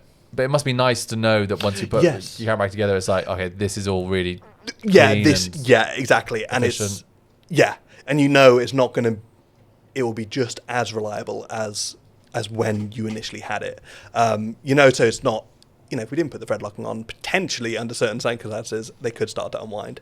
Like, it all depends. Like, and I know this camera, by the condition of it, it was used very heavily. It will be used heavily again. So, make sure nothing goes wrong with it. And it probably adds a bit of value to the camera as well, to be able to say, like, it's had a full service. Yeah, like a proper service. Yeah. It's not... Whenever I do any of this sort of thing, I really try and think about it. And if something doesn't feel right, I will go off and research it and make sure it is right. Yeah. Do things come up...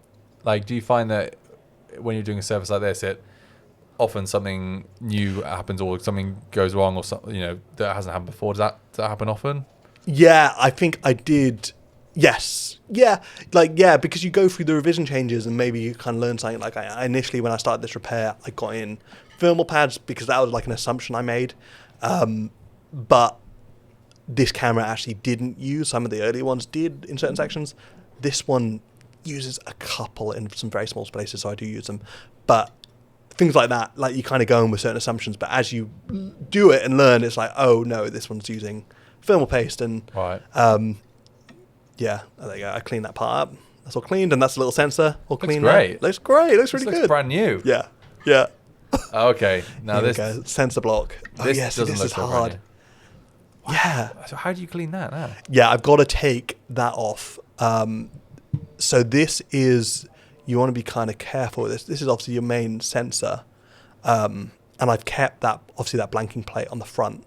So, and we shouldn't be introducing any dust to the sensor area, but you just, again, it's just about being careful. Oh yeah, so this tool, I probably do need to link, because you actually have to put it right through the middle. And I had to get one, like this quite a while ago, like one that would fit through this gap. Really? Yeah, it has to be quite thin.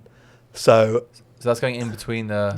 Yeah, and you won't be able to do it with any other tool, so we will link to that. Yeah, on both sides, that was it. I might make a note of that. Yeah.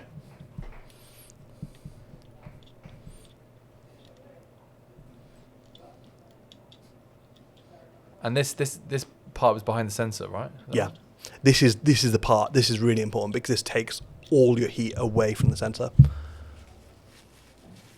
And that's what you're removing. You're removing it. Yeah, so same sort of thing. So it'll have a thermal paste on it, so it'll still feel a bit. I'm going to take off that red. Yeah. So that's another temperature sensor. So that one is, and actually you can see there's two readings at the bottom on your red menu. There's two readings, one for core temperature, and the other one is for sense temperature. So one will say CT, and I think the other one just says ST or something like. It's the left one is sensor, right one is core temperature. Yeah, and these are your two sensors right now. So this red cable is the sensor cable that's coming off. And I'm guessing that, I mean, I can't remember, but I'm guessing that the sensor temperature was fine. Or was it that still Sensor temperature was quite good. Okay. Yeah, it was. You're right. It was still a bit hotter, but the core temperature was the one. But that's kind of telling you before you're taking it apart, like, oh, this is happening in the core, not necessarily the sensor area. But well, actually, they're saying that it was, but the sensor does go. This part does go into the back of the core, but I believe actually that's a really good point. It does go into the core. There you go, taking it off. So yeah, see, this is really bad, this paste. But yeah, so the sensor does go into the core, but a lower down point, or potentially it was getting more airflow. But you can see this is really bad. Yeah. And again, it's used a different type of thermal paste. So I did, the blue color can be a bit of a hint. And I'm pretty sure I found the exact stuff, and we do use that. Okay. And this is the same kind of thing, very dry. Yeah. What are all those parts around the sensor? All those like little... They're like little SMD like capacitors and components. Yeah, it's all. What are they doing? That's a really good point. Yeah, you'll have actually. Let's have a look. On deck. Pressure's on because they're like, what are they doing? Yeah. So you've got. I know that the sensor on older cameras, on DSMC1, I believe it did it in 4.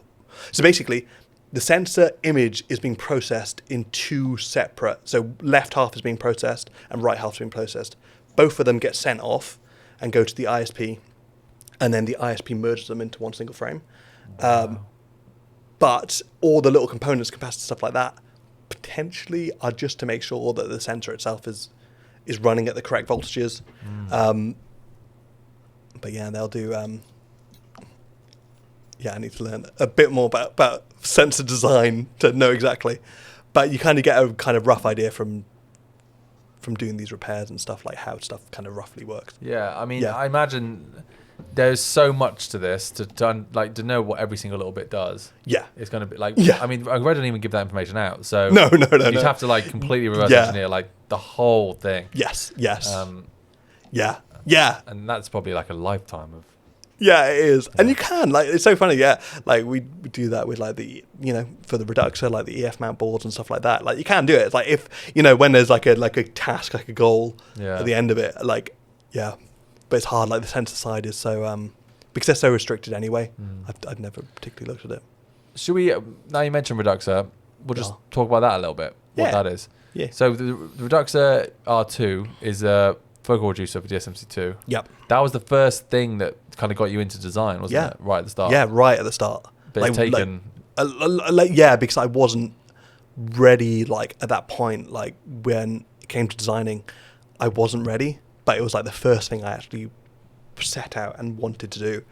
So it was the kind of the driving force to, like, learn all the CAD software, do all that, but other products kind of came before it. It's interesting because like when there's a video on YouTube of you talking about that years ago, and the design in that version looks so different to the version now. It does, and it looks so much more basic. Yes, in the version now. Like the version now really does look like a proper product. And we learn a lot. Like always learn from doing prototypes and stuff before. Like we've made so many amends for like small things that just make it so much better. But it's been a long time. We're really excited to get that product out. There has been some delays. But it's, I mean, you know, Cinelux as a company is very passionate about the product and the product being top quality. And like that's, you know, we never want to put anything out that isn't ready to go out. So we kind of, you know, especially in such a niche market. So what are we looking at the moment? So this is the heat exchanger this is like a aluminium plate, most likely something that transfers heat very quickly into these copper pipes that goes into the finned kind of cooling block. Basically, is this something running through the pipes? Heat. Right. Yeah. Literally. So they're copper piped, and I think they are filled with a heat transferring material. I'm not sure 100% what that would be, or potentially they are, but they are sealed at the end. So I don't know 100%. So there must be something in there. Most likely. Yeah. But I don't know. But looking at the shapes on the end, I would say there's something in there. But copper anyway is very, very good for heat exchanging. So I think it's a mixture of the two. So literally it's just, and the cool thing about these heat pipes, if you heat up one side, the other side heats up incredibly quickly. The transfer of heat is like incredibly fast. Really? Yeah. So that's what it's designed to, get heat as quickly away as it can away from the sensor into the central block, which does go into the into this heat exchanger that goes into that central block. And I believe it is lower down, and that's why it was running a bit cooler than the other. One was running a lot hotter than the other. But essentially, we're cleaning it off so we can put on new thermal compound. And I think the thermal compound is that paste, right? Yeah, but I'm almost certain on this one I used a special type that was, because I just noticed this one was blue. It was a different colour. Was it? Let's just... I can't remember. Can't really go back. But if it was, what would that mean? Should we... check quick? Let's check. We're going to check. So Cool. We just checked it. And they are both blue, but this one was like a more turquoise sort of blue. So it's a slightly different paste, and I believe we'll find that I use a different type of compound. But with these sort of things, you can't actually tell what it is, but you can kind of research. So you can research. So I just looked into it, looked at that color of blue for different kind of compounds, like thermal compounds, and I found one that was close in spec. I think the one that I use isn't blue, but was close to the one that I believed it was. And it's just something that just had slightly better heat transferring properties, basically. Do you think that maybe the colour on the paste can change slightly if it's depending on how dry it is? Oh, yeah. Because the reason I say that is I just saw you like pick some up and it looked like it went more blue when it was smudged out a bit. Yeah, you could be right there. You could be right. Possibly. You could be right. It's hard. Yeah. But I'm colourblind, so... Yeah, it's so hard because like I said, there's no document when you're doing these repairs. But anything and that's a really, really good observation. But I think I noticed. We'll soon find out. I've got a feeling I may have done, but we'll find out. You have to kind of notice things when you're doing repairs. If something looks different, like the idea of it changing under heat is quite a good idea. But the first thing I went to was potentially the sensor generates more heat and it needs to transfer heat more efficiently. But, it never hurts putting something that's better spec'd on. But potentially that wasn't needed. Interesting. Wow, I never even thought that. I mean, are there any times you're breaking this stuff down and you're like thinking, well, I maybe could improve this here? Yeah. No, I have a lot. And you have to be really aware that, it's really easy to get like a thermal paste that improves its thermal like conductivity, but it also may only have like a 2-year serviceable lifespan. So I found something that was better, but still had like a 10-year lifespan, Right. which you know, plus like it's designed to be there. It will start to dry out, but I found something that was like better spec and also had a decent lifespan, so you're not having to tear it back down in like 2 years' time. Yeah, I guess it's interesting because from Red's perspective, they might want people to service them a bit because there's more income for them. Yeah. They may use stuff. They do tend to use stuff that's like fairly long lifespan, but also not pretty much on every single camera you service, except for some that are like. But they do also dry out with age as well. But it's still after like 10 years, like which a lot of these cameras are, like they do get a bit drier. So is this? Are we looking at the back of the sensor? No. It's back of the sensor. Right. So the sensor has a heat exchange block. So it's got a block that firmly, again, it's all about getting the thermals, the heat away from that sensor. So that is also below that is machined into the sensor block. So that bit, that's actually really important. So I don't, because it's too destructive to take that apart, it's just, I don't replace that. Right. And usually I've never actually had to, and it's not been needed. You're talking about replacing the sensor? There's like taking that whole block apart isn't needed. This is the only part that I've ever replaced film paste on. But it just crossed my mind then that potentially there's some extra film paste below it, but I really doubt it. I think it will become assembled as one package from the sensor manufacturer. What's that little flex cable? Yeah, so that's your temperature sensor, I believe. Oh, okay. Over the sensor. Wait, yeah, that's a really good point. We got one there. Didn't we already talk about that? No, we did. I thought it was a different part, but it's not. It's not. There you go. It's been a while. It's all right. But that will be your temperature sensor, 100%. There's no reason for it to be there. The flex cable? Yeah. Well, could it not be taking information from the sensor? No, because there's nothing being transferred like data-wise there. Right. That is just the only thing this is for, is just heat. And I do remember one of the cameras I took off, it came off, and I could see it had a tiny little like SMD temperature sensor component. So it's coming back to me now. Yeah, that definitely is for temperature. But yeah, look, I'm being quite like super careful with it. I think I'm being careful with this bit because I remember one coming off. So I don't want that to come off, because then you have to use, I remember it was with like a real special aluminium adhesive that it's applied with. So, which I do have, but it's better just not to do it. So, if you're careful around it, it shouldn't ever come off.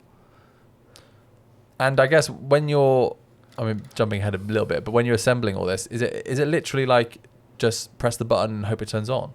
Yeah. Wow. Yeah. So have you ever done it and not? Yeah. Yeah. And that will be because I've, and you say have to take it back apart again, and it'll be that a cable wasn't seated correctly. So that's why I just check things over, because going slower now is faster than going faster now. Weirdly. Yeah. That's like a motto. That's like, yeah. We can put it on the website. Yeah, I know. There we go. It's but yeah. So yeah, just take your time. It's all right. I don't know what I do about the edges. I probably will try and get some of that thermal compound out from around the edge of the sensor, but again, just being careful, like not to damage anything. Or also like push the thermal compound like through any gaps or anything like that. So it's the main surfaces I'm worried about are these top surfaces. Top surfaces. The top. So the one that I'm cleaning right now. Right. The one that's just transferring the bulk of it, like the heat. Right. So the bits around the edge aren't as crucial. Like it's there's less surface area. Yeah. And like when you're doing this, I probably will try and attempt some of it, because I find myself wanting to like try and get it clean as possible that I can do safely. But yeah, some of it probably will be left. Well, you might as well. You've gone this far. Yeah, exactly. It's only a bit more time. What's that bit of like foam around the edge? Yeah, that's like a gasket, I think, just to protect some of those components from heat. Okay. Stop the heat coming and in. And probably to stop this compound like spreading around too much. It like kind of contains it a bit. It's not that it would do any real, like, it wouldn't short circuit anything. But again, for assembly and stuff like that, you don't want it getting onto someone that's assembling this as hands and then going into a port, like a connector, something like that. It looks like especially the bits on the top and bottom, like a bit, it's rolled over a little bit, like that bit you're touching there. Is that yes, it has. Is that damaged a little bit? I think it's where it's under compression. Right. And because something's pressed against it. Yeah, it'll be that heat exchanger kind of block is pressing down on that foam when we put it back on. Right. So I'm pretty sure. But just taking my time. It's another Rev 1. It's a Rev 1. There's a rare. So this is really early helium. Interesting. I did it again. I said interesting. Yeah, I know. But you can. So and you're not doing this work anymore, do you? I'm not doing this work, and to be honest, it's kind of funny you say that because I'm looking at the board now, and I've got some new knowledge about how this all works, and I'm realizing probably could get past the sensor check requirements, but it's just hard. It's hard. Like I've kind of that. What's the one because you can't swap sensors between cameras. They block you out of it. But I've realised how they're probably regulating that, and it's hard because it takes a lot of time. Like right now we're like in full product dev mode, but so hopefully someone else also comes along with a passion for these cameras and kind of or you guys watching it like can take knowledge from this video and repair them and keep also kind of move that development on as well. That's really that was the idea with this, wasn't it? Yeah. Because I think you said like a few months ago, Dave was like, I've got like a whole hour, like hours of of a full like breakdown. Yeah. It's like we should just release that because if we're not doing the repairs, then why not other people? Yeah. Yeah. To kind of start doing it. Yeah, because there's loads of like.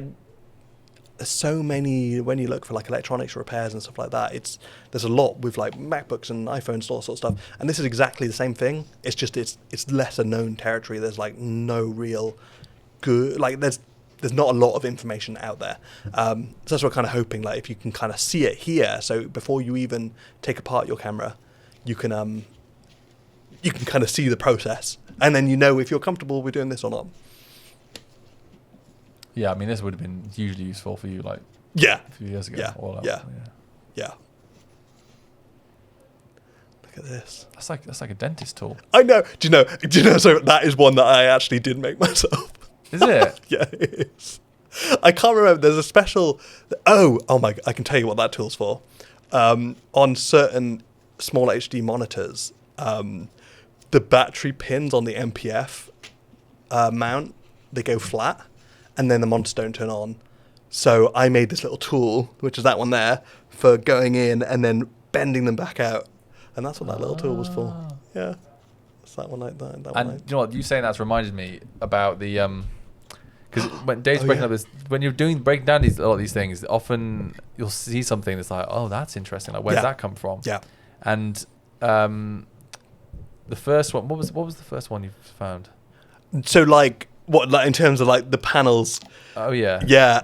So when I do repaired all of these parts from RED, and you kind of have to find replacement parts to say for like the touchscreens, someone's got a cracked touchscreen. It's like, okay, how do we go about repairing this? And a lot of it is quite masked and disguised. But when you start finding things, it's like, okay, for instance, the 4.7-inch touchscreen from RED DSMC2 cameras, that just uses an LCD display from a Xiaomi Redmi 2 phone, I think it is. So it uses which I think is quite a cheap sort of Chinese-only exclusive phone, but it uses exactly the same panel from that. Phone? Phone. That must be a big phone. 4.7-inch phone. So it's quite fairly normal for the small display. Yeah, it's like, that's probably about... Is this on the... The monitors go across different cameras, don't they? I always think they... Yeah. Oh no, for the DSMC2 4.7-inch one, it uses that one. Oh, but then the 7-inch one uses a display from an Amazon Kindle Fire. It uses exactly the same display from that which is pretty insane. And you know that because of the little...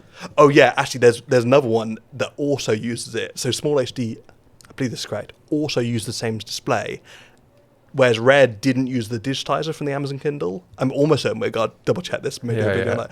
But it was on Small HDs, they actually used it and the bezel, and when you take it apart, you can see the little hole in the glass where the webcam would go. But obviously on the Small HD product, it's not there. But it's so funny on these like monitors that cost thousands and thousands, a lot of them are just using quite off the shelf parts. Why is that, do you think? Like, do you think it's just because the monitor? Because I've never looked at, like, you know, when I've shot with you on DSMC2 stuff, I've never looked at the image and been like, oh, that doesn't look good on the screen. I was like, it looks great. Yeah, it looks fine. Yeah, it does. It's not bad at all. I think it's because cost. A lot of it is cost, and it's accessible. Like, you know, like Amazon will make tens of thousands, hundreds of thousands, like get them commissioned. So all of a sudden it's like on the market, like the available market, it's like, well, we can pick these panels up. There's a manufacturer making them. So instead of having something custom made, we can get these at a much cheaper price, and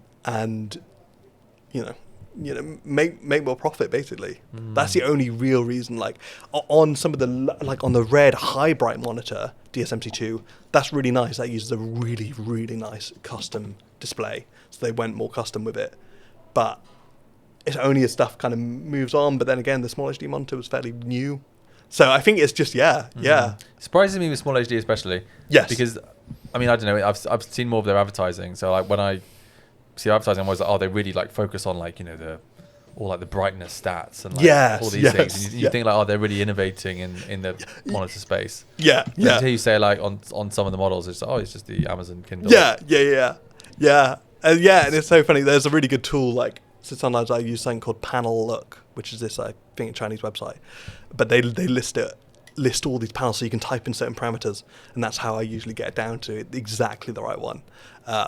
Oh really? But yeah. So that's how I found it. And then when you're looking at it, it's like, this is the exact same one. Interesting. Yeah. It'd be interesting to test that. To like, just, I don't know, like. Oh yeah, you can. Yeah. Like so in theory, does that mean that we can just order an Amazon Kindle monitor from Amazon or wherever? For the Small HD, it would work. Potentially with a special adapter, it would work on the RED one. But for the Small HD, it definitely would. But then in theory, you could just compare the two and the image would be the same. Yeah. Wow. Yeah. That's crazy. Yeah, it is. Like, the Small HD one would just be, you just take it out and plug the whole assembly in. I do have to double check it. It was Small HD. It may have not been Amazon Kindle, but it was something like that. Yeah, I know. Legal disclaimer. Yeah. Maybe not. Well, no, it definitely is from a tablet, but maybe not the Amazon Kindle. There are also other websites you can purchase things from, not just Amazon. Not just Amazon. Even though I said Amazon a lot, you can. In fact, we probably recommend it. They have enough money. Yeah, exactly. Yeah. Try not to. Oh my gosh! So here we go. There you go. So actually, it's quite good timing because I've just finished the cleaning. You can see I've got most of it out, but I'm not going to try and tempt that. So this is a special compound I got. So I can see MX4 by, I can't quite see it. I'm not sure who that is, but we can link it. MX4, Arctic paste by the looks of it. I've done an X pattern. People get quite funny about like how stuff is spread. Yeah, that's like a bit of a thing, like when CPU's installed. Potentially too much, but we'll see. Dave, sorry, just as a general note, you don't want to laugh into the microphone too much. Oh, I don't want to laugh. People with their AirPods in will be like, oh no. Oh, sorry. Yeah, sorry. I'll try not to be. It's just an etiquette thing. Fair enough. Oh, I can laugh away. A few times. Yeah, okay, fair. Sorry, I interrupted. The X, yes. People are funny about the paste. Yeah, when you're doing like computer builds, stuff like that. I think an X is fine. It should get pretty good coverage. And more on the central area as opposed to the edges with an X. Yeah, and I was kind of so as you apply it, I'm thinking it all kind of just spread out. But I don't know. Oh look, there you go. Okay, I'm starting to spread it out. Okay, here we go. So maybe I was starting to worry. Past me 2 years ago was like, this isn't right. Let's spread it out a little bit. I would say spreading out. It looks. I would imagine that is better. Yeah, me too. I mean, when we have our Marmite on toast, you want you don't want it like one blob in the middle. Yeah. Yeah. So I'm making commitment. But look at me, I've taken a glove off as well. Oh. This is something, I think this is probably around the time where I'm going to stop, because I'm like, I think you're getting a bit tired. Oh, is it? I think it is. I think I'm going to do this. I'm going to put a glove on, because I definitely wouldn't do the next bit without a glove.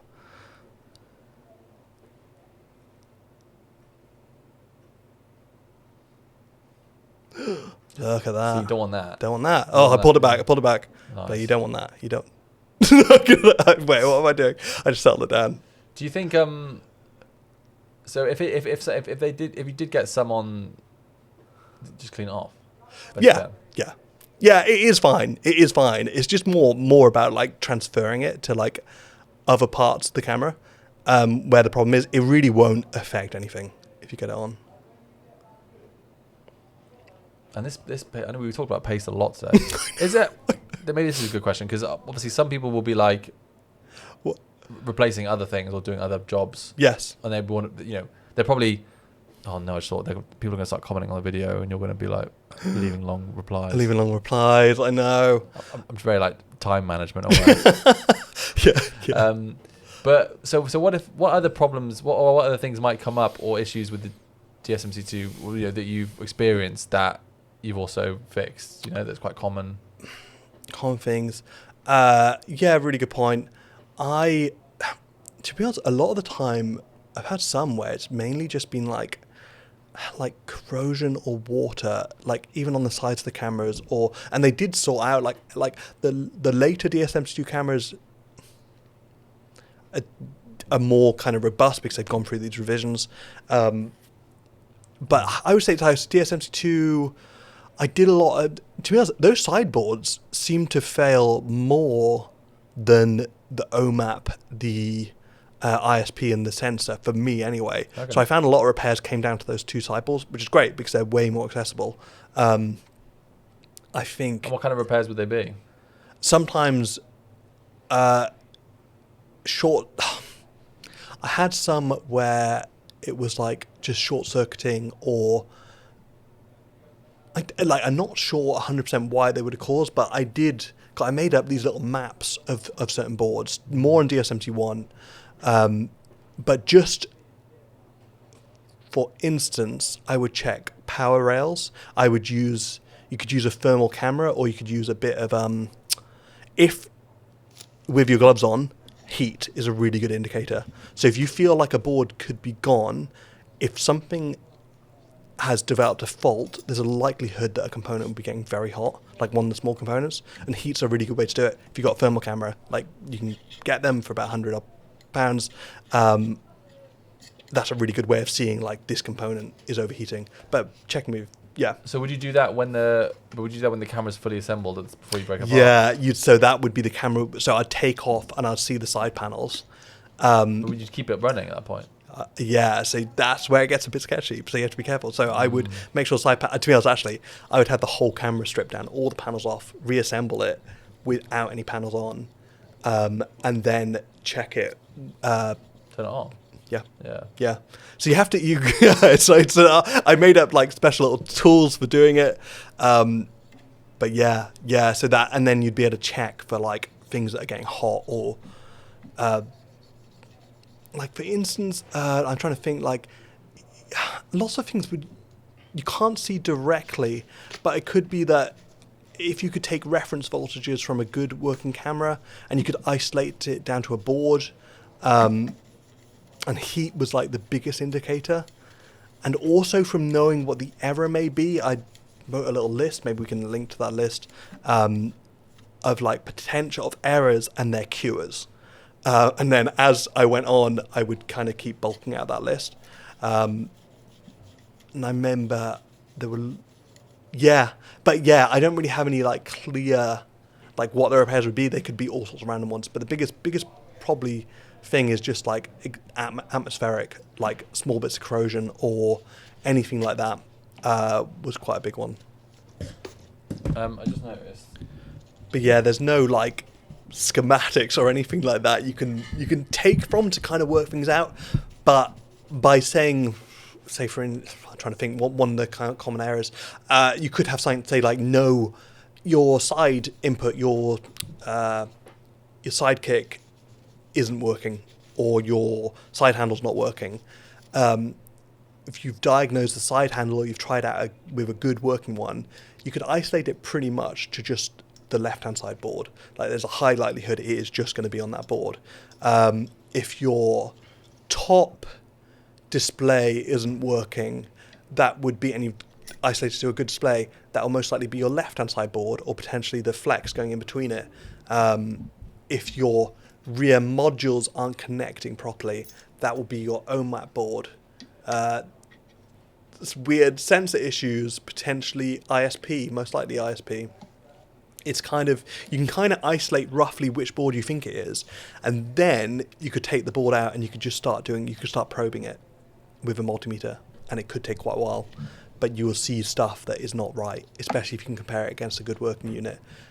It's hard. It is hard and quite labour intensive, but not all of them are, but some repairs can be. That's kind of part of it. But yeah, it's troubleshooting, and every problem is different, right? Yeah, a little bit. Yeah. And so you've just put there you go. Yeah. Just put that back on the back of the sensor. Yeah, so that's back on now, and I've obviously cleaned it. So I cleaned that whole assembly. And you can see that screw you're talking about, where the screwdriver had to be the thin one to get through that gap. Yeah. So that literally screws into the back of the sensor. Oh. There we go then. Yeah, and ideally we don't have any torque figures for these. I tend, you could torque them to certain specifications. I tend to just have a feeling for it when I'm assembling it, and I kind of know what feels correct. The main thing is not to over tighten things, so to the point where you feel like this is over tight. I tend to get it tight and then maybe do like a little quarter turn or something that feels like you get a feeling for the screw that it's just tight enough. But yeah, you don't need to tighten stuff, especially if you are applying like a locking paste on threads that require it. There we go. So sort of hand tight. Hand tight, yeah.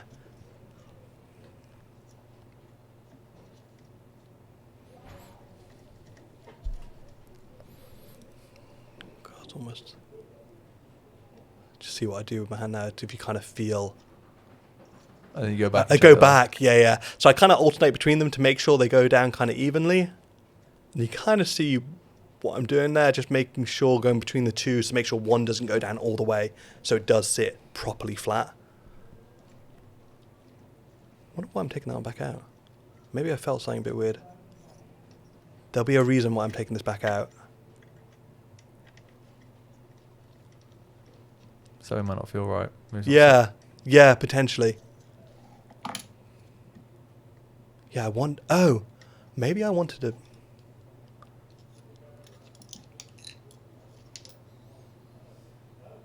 I think potentially I realised I've used too much paste. Right. Yeah.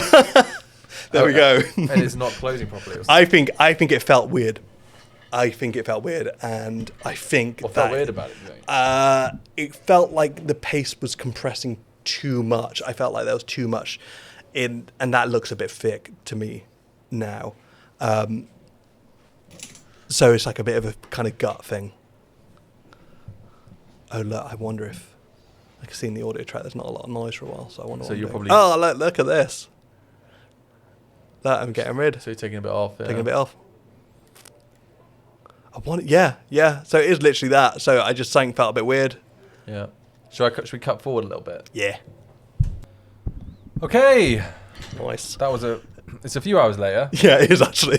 We've had some lunch and then a few more hours. But I was just looking at this paster thing you've got. It reminded me of the ones you have at school.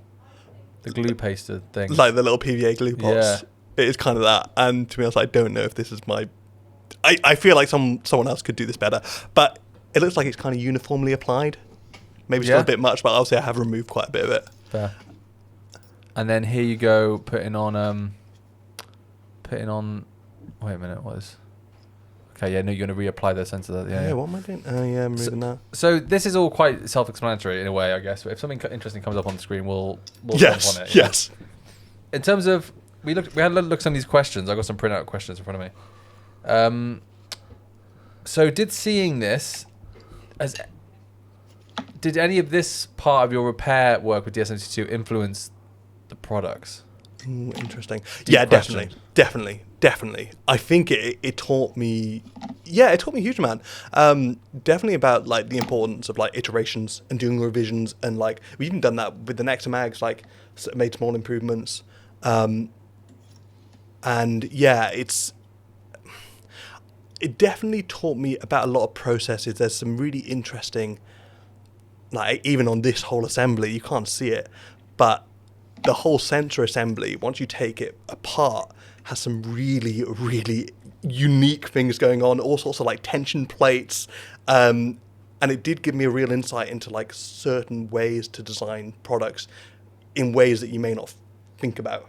And I think a lot of like doing these repairs has influenced like parts of the design on Reduxer and things like that. You just kind of get a real insight into how some very kind of technical products are made. I guess it's like every single part of this has a purpose. Yes. And it's like you can ask yourself a question at any point, like, oh, why is it like this? Yeah, exactly. And then there'll be a reason. Yeah. So, Yeah, it's all this is everything is so intentional, and yeah, you can kind of tell it when you're going through it. Yeah, it is 100% down to that, like just the intention of the design. And the thing that's stood out to me during this. We're taking it back off. I've taken it off again. What am I doing? I'm not sure what I'm doing. Do you think it's not? I think something. Maybe you thought it was too much paste before, but now you're thinking maybe something else. So something else. It doesn't feel right about this. So. But this is interesting for us. Yeah. Actually, this was like probably 2 years ago now. So it's something may have not felt right. Maybe it was a screw. Maybe it was I wonder what it is, but. Maybe you had a cup of tea on the side and you were like, I've got to have a sip of that. Okay, you're worried about something going on there. Yeah. Or you just clean the top off a bit. I think I was worried. I didn't know where. I think I felt the thermal paste on the screws. That's what I think that's what it was. And I was like, this is quite an important assembly. So I've probably cleaned I've cleaned the screws off, and now I'm going to redo it. I think there must have been something to do with the feeling of those screws going in. I had put on too much thermal paste, so I removed the thermal paste because thermal paste, it's not going to be good. You don't know where the screws, like, are they hollow? Are they going through to another cavity? It probably has something to do with that. So it's just, it's kind of going, when you do this long enough, you have a bit of a gut feeling about what's kind of right and what's not. But yeah, this has thrown me a bit. I've got a question I've got in here is how much of this design is for purpose versus cost? Which on the red? Yeah. I don't know if that's like a bit of we could probably go somewhere else with that question, but it feels like, I don't know, like there was all that drama with the mini mags. Yes. And stuff, and like even like since you've been tearing down the mini mag, you found quite a few things that were kind of like, oh, that maybe wasn't quite done. Quite right. Even the more recent versions that are different sizes. That's true. Yeah. And probably made in a different manufacturer, which is why they're slightly a bit different. Like kind of variations and yeah. But I don't get. I haven't, from what you've said, I haven't got that sense so much with the bodies. It's kind of interesting. I'm trying to think if there was something that was like obviously wrong with any of it. Like, no, this feels like this is a product that's been designed over quite a few years, and you can tell that it was really well thought out. And it is, even though it's quite a long process, like we're probably like 2 hours into this now.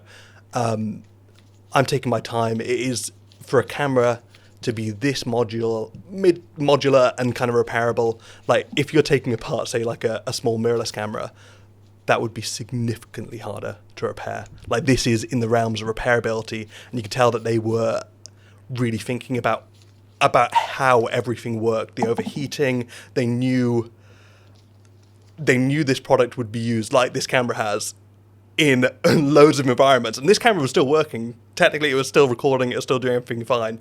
Oh, interesting. I'm putting a bit of film paste in. I think that is, yes. That's probably part of it. I'm kind of going back and forth. But I'm not putting film paste in. I'm putting a thread locker in. So I've removed the film paste. I put a thread locker in. I think I must have realised that the threads had thread locker on. And to be honest, it's like this was a full teardown. Like, lots of repairs I do, it's not always like a full teardown. And even when I was doing the repairs more frequently, it wasn't every day. So you kind of, use your gut and kind of clock onto things. Do you mean, but when you were installing this before, you forgot that there was no thread locker on it, and then yes, yeah. And then you're like, okay, I better put some on.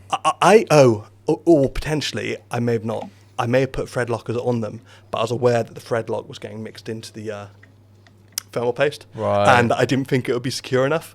I'm kind of guessing a bit, but so that's probably what I've done. And you want to know, like, when something goes back out, that it's not going to have any issues. Yeah, you don't want to be thinking if there's an issue, like, you think, oh, I probably should have just check that. Yeah. Now I've got to take everything apart again. Yeah. Which is interesting what you're saying about it being modular inside versus a more modern camera or whatever, another camera. So, like, do you think, because it feels like watching this step-by-step process, is that it feels like each step is doable. It's just there's just a lot of them. Yes. So you're just removing one part, then removing the next. Yeah. Do you think are other cameras a bit more? Yeah. Like when they're together, it's like, you kind of have to. It's much more awkward and like. Yes, definitely.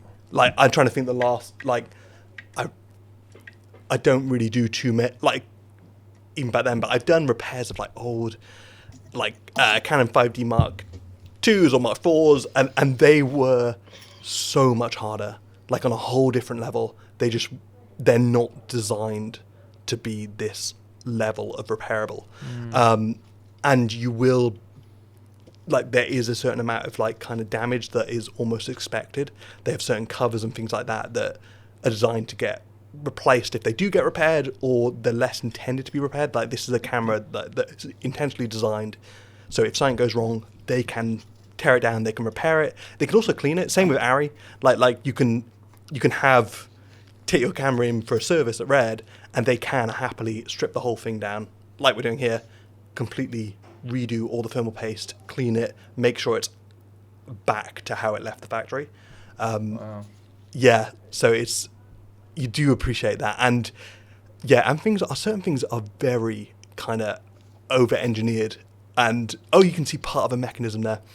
I can't explain it, but there's a whole sensor mechanism that is so, you can see it on the close-up shot.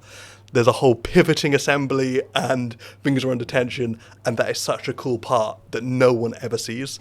And it's how they keep how you keep the sensor perfectly parallel and also allowing a bit of movement. It's a really cool design, and you kind of see that throughout the camera. Is that those curved bits? Yeah. Right. So it's but you would never see it like until you What do they do? Keep it perfectly parallel? Yeah. So the sensor actually, you can see there's a right at the top there and on the side of the sensor there's two screws, so the sensor gets aligned perfectly, and then there's also the position, how far away the sensor is from the lens mount surface, and that also gets finely tuned. So there's a whole mechanism there for doing that, which I think they've removed all that now from DSMC3.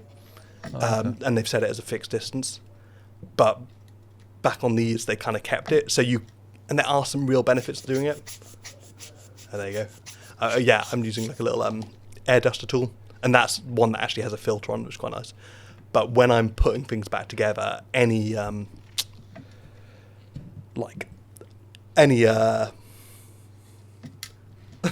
got a bit. The word. Yeah, like connectors, any connectors, anything like that. I always use that little tool just to make sure no dust or anything has settled in there. yeah, that just helps. It's like one extra little check that takes a couple seconds that just rules that out as being a problem. You mentioned DSMC3. Yeah. Are you interested in them? Have you got any of them? No, we don't. But it's not that actually. I've got monitors and things like that. I've got a few accessories repaired, but we're not. They are less modular. Right. It also felt like I like the modularity of DSMC2. DSMC3 is great, and there's lots of advantages to it. But I also quite like that they built this ecosystem where you could like build it up and really rig it out, or you could reduce it down to quite a small size. Whereas with like the V-Raptor, it's already, whatever form it is, at a space form, it's still quite big. With the Komodo though, that's tiny. So that's really nice. And to be honest, I'm probably more interested in interested in it as a camera, probably more the Komodo side, just because it's smaller, which feels quite cool. Yeah, to be honest, my only one problem with DSMC2 as a design thing is that if you want to get the lens on the ground, like actually on the ground, you'd have to flip the camera upside down, because the lens mount is like a 3-4 centimeters off the ground. So if you want to go have like a really low down shot, you have to flip the camera upside down. Like if you want to be on the floor, whereas on a Komodo, something like that, with your lens, you can get right down to the ground. So just a few little things like that. That's true. That is true. Yeah, so that's how they do it. Like if you see any sort of like with DSMC2 and stuff like that, and to be honest, it's not just DSMC2, it's quite a few different sort of cameras, like some of the larger Alexas or the Venice, I suppose. So if they're trying to get it to the ground, sometimes they do just flip it upside down. It's funny because there probably isn't a huge reason as to why the lens is on the top half of the camera body. You know what I mean? So, in terms of technically, it could easily be on the bottom half, right? Because everything inside would just be flipped. Yeah. They could have just flipped the airflow. So, you've got it's because this cooling chamber. Most of the components sit up high, so the bottom part of the camera is quite empty. The bit that actually raises it up. Yeah, but so there's not. It's only just to do with airflow. They kept it there, so it's got like a clear, you can't really block it very much, like an exhaust port. So, do you think that's not because obviously aesthetically it would look a bit weird for the lens. There's something weird about that. If it was upside, like the lens was on the bottom half. Yeah. Oh, yeah. That just looks odd. Doesn't it? Yeah, it does. And do you know what? This weird. It would look really weird. And I had this weird idea in my head. Like, this is when I can't remember. We were shooting something, and I was like, this is a while ago. But I was like, maybe I could 3D print something or something so we could run it upside down, and maybe I would have the monitor. I would use the camera upside down, but make sure the airflow was still good, and put the monitor on the base, but kind of recessed a bit forward, so we could compress the size of the camera down, but also use it way low down. I can't remember. We always do stuff where potentially it could be on the floor, all over. So yeah, it's. But it would be weird. But then, I think that's something why. Like on Komodo and V-Raptor, they changed it, and a big part of it was so your lens is lower down. Yeah. And I do think that's definitely something they must have considered. Because it's kind of like the one little thing that's like, when you use it, you're like, this can be a problem in certain situations, sort of thing. Yeah. No. Cool. Yeah. Sorry, I was going to say this is, So this is the whole rear of the camera. This is like the OMAP. And these screws, they haven't, but they can strip really easily. So I do wonder, actually, I've got a feeling they did strip, and I have cut it off camera. Oh, really? Yeah, because, or maybe it's on the next bit. These, I don't know what it is, especially on the earlier cameras, less so on the later ones. But the material for the screws is quite weak. Potentially they're designed to stretch a tiny bit. Certain bolts you have stretch bolts, but you go to unthread. Really? Yeah. Wow, I didn't know. What, they just. Some are designed to go to a certain torque, and then they deform a bit, so they actually relax, and they've deformed. I don't know 100%. You get it a lot more in cars, but like potentially that could be what's going on. But yeah, this is... What's going on there? That bit of rubber sticking off. Oh yeah, so that's a gasket for the exhaust part on the back of the body. But you can't take the gasket off until you've got this metal heatsink off.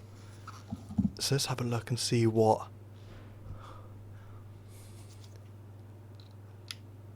Oh yes, I'm holding the whole thing because...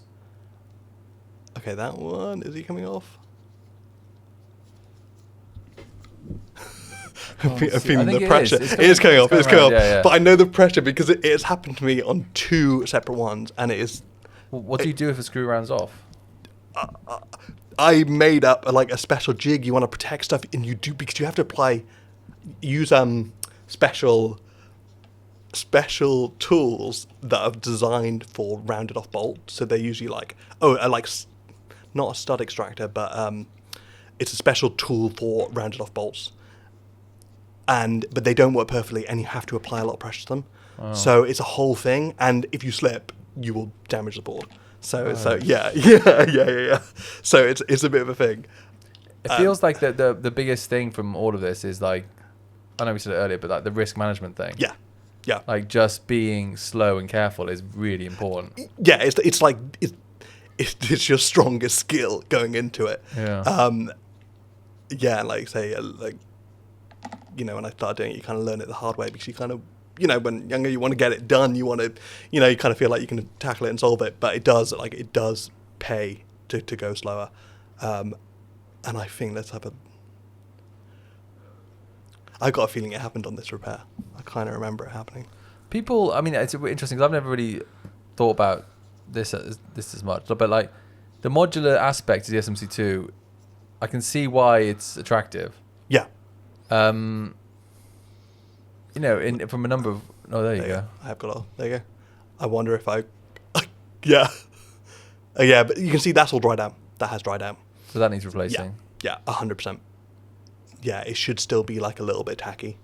But that's not... And it shouldn't crack like that. It shouldn't be cracking. As soon as you see it's cracked and splintered like that, that's it. It's done. So what was that in the middle there? Was that the... That is your processor for your OMAP board. And actually, it's kind of interesting. They never even on the ISP, on the first Signal Light processor board, it all has Dragon on it, so it says Dragon, and they never change that. So no matter if you're using a Helium, Gemini, Monstro, I'm pretty sure, like they all just say Dragon. So certain things they never change because they're like, no one's seeing this. Why have we done this? Oh really? Yeah. Wow. Yeah. So that'll say Dragon on it. Yeah. I'm pretty sure we may see it again. Either this one or the ISP, but potentially the OMAP says it as well. Wow. Yeah. How did you find that inspiring? They could be like... No, because I've seen Dave with stuff internally be like, with internal parts of the product be like, no, let's just... It'll cost more, but we got to get it right. Let's get it right. It'll be confusing for people. Yeah, even though no one will ever see it. But it's kind of weird. Yeah, it's kind of weird because you spend so long designing something, and you're like, even though it's on the inside, you kind of get quite attached to it. So you're like, I want this to be perfect. I want this to be right. I kind of get it. I get what you mean because like if I can imagine being if we're making these decisions inside Red, you'd be like, well, let's just get let's make everything square. Let's Yes. Let's get the name right on the internal parts. Yeah. And we don't want to be saying Dragon on the internal part if it's not, and it's another model or whatever. Yeah. Interesting. Yeah, but at some point they're just like, well, we're not going to change it for each patch, and they kind of realise, that they shouldn't have done that. But they've. Oh, what's this? So this is this is just your standard kind of connector at the back of the. I'm only at the back of the camera, but I'm only taking this off because what I will do is now I've got access to the panel. I will do a hand wash on that panel. So I'll actually properly scrub it down while there's no electronics on it. So I do that separately and then leave them dry. So that wash as in literally scrub with a bit of water. Yeah. Oh yeah. Yeah, like usually, isopropyl alcohol, something that's not going to leave moisture in there. Right. But like give it a bit more of a like a bit more of a intensive sort of wash. Only for a couple of minutes, but it's just it's part of my little process. Like cleaning again. Cleaning again. And are we nearing... What's next? Are we nearing assembly soon? I think so. Yeah, we are, because we've done We've done all the key components.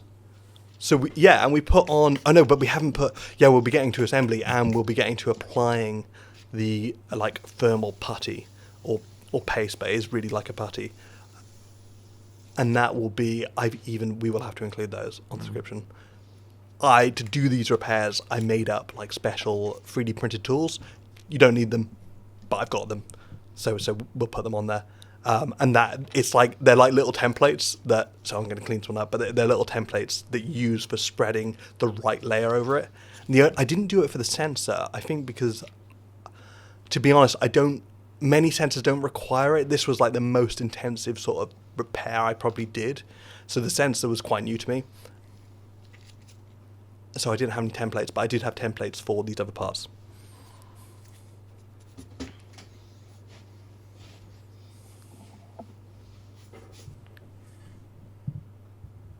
Cool. So this is just cleaning again. And one thing I didn't mention before, but it's like basically you want to be careful with all this sort of stuff. Like you don't want to scratch these surfaces. These are like they're special, I guess, ceramic sort of materials for transferring heat. So I'm always trying to be careful. Like they won't damage too easily, but using these are APS-C sensor cleaning swabs, and you can get a pack of like 20 for not a huge amount of money. They're really great because they remove this paste without damaging the sensor. You have to be careful, but you can apply more pressure than you could with pretty much any other tool. And they got a bit of flex in it, so it works quite well. Brilliant. Yeah. I'm trying to think of another question. I know. It's there's a lot. That's brilliant. So as we're nearing the end of this, I mean, I know there's plenty long left on the video. Yeah, there is. But I don't think we're going to talk for another 3.5, 4 hours. So we're just going to let that play out. Yeah. Is there anything, I mean, if you see something, obviously, say it, in terms of what that we're seeing on screen. But is there anything in terms of assembly that people want to be thinking about? Yeah, so obviously the good thing about assembly is just a reverse of what we've done. So you kind of want everything up to this point, you're just doing it in reverse. As precisely as possible. The more precise, the better. Yeah. So, and it's just the only thing with assembly that is a problem. That is, the order we took it apart in is the order it should go back together. The only thing is just to make sure that you are making sure any connectors use a little air duster, make sure there's no dust in them. They are pretty resilient, but again, it's such an easy thing to do, and that can. The worst thing is having to kind of tear it back down if something's not working right, or a lot of time the camera will still power on, but potentially it won't. It'll throw an error or something like that. And almost definitely. If you've been careful and you haven't you've done it on an ESD safe mat and you've worn ESD safe gloves and you've been careful doing it, it will just be a connector. A connector won't be seated properly. It won't be it won't be making that connection. That is almost always, whenever I've had something not fail, it's because a connector hasn't seated properly. So make sure you put them on, apply like a good constant pressure over the top of them, and that's kind of pretty much it for assembly. And apply definitely on main bolts that don't require a circuit to be made. Any bolts that look like they're load bearing or are part of the structural build, should have a sort of thermal paste on it. Oh no, should have a.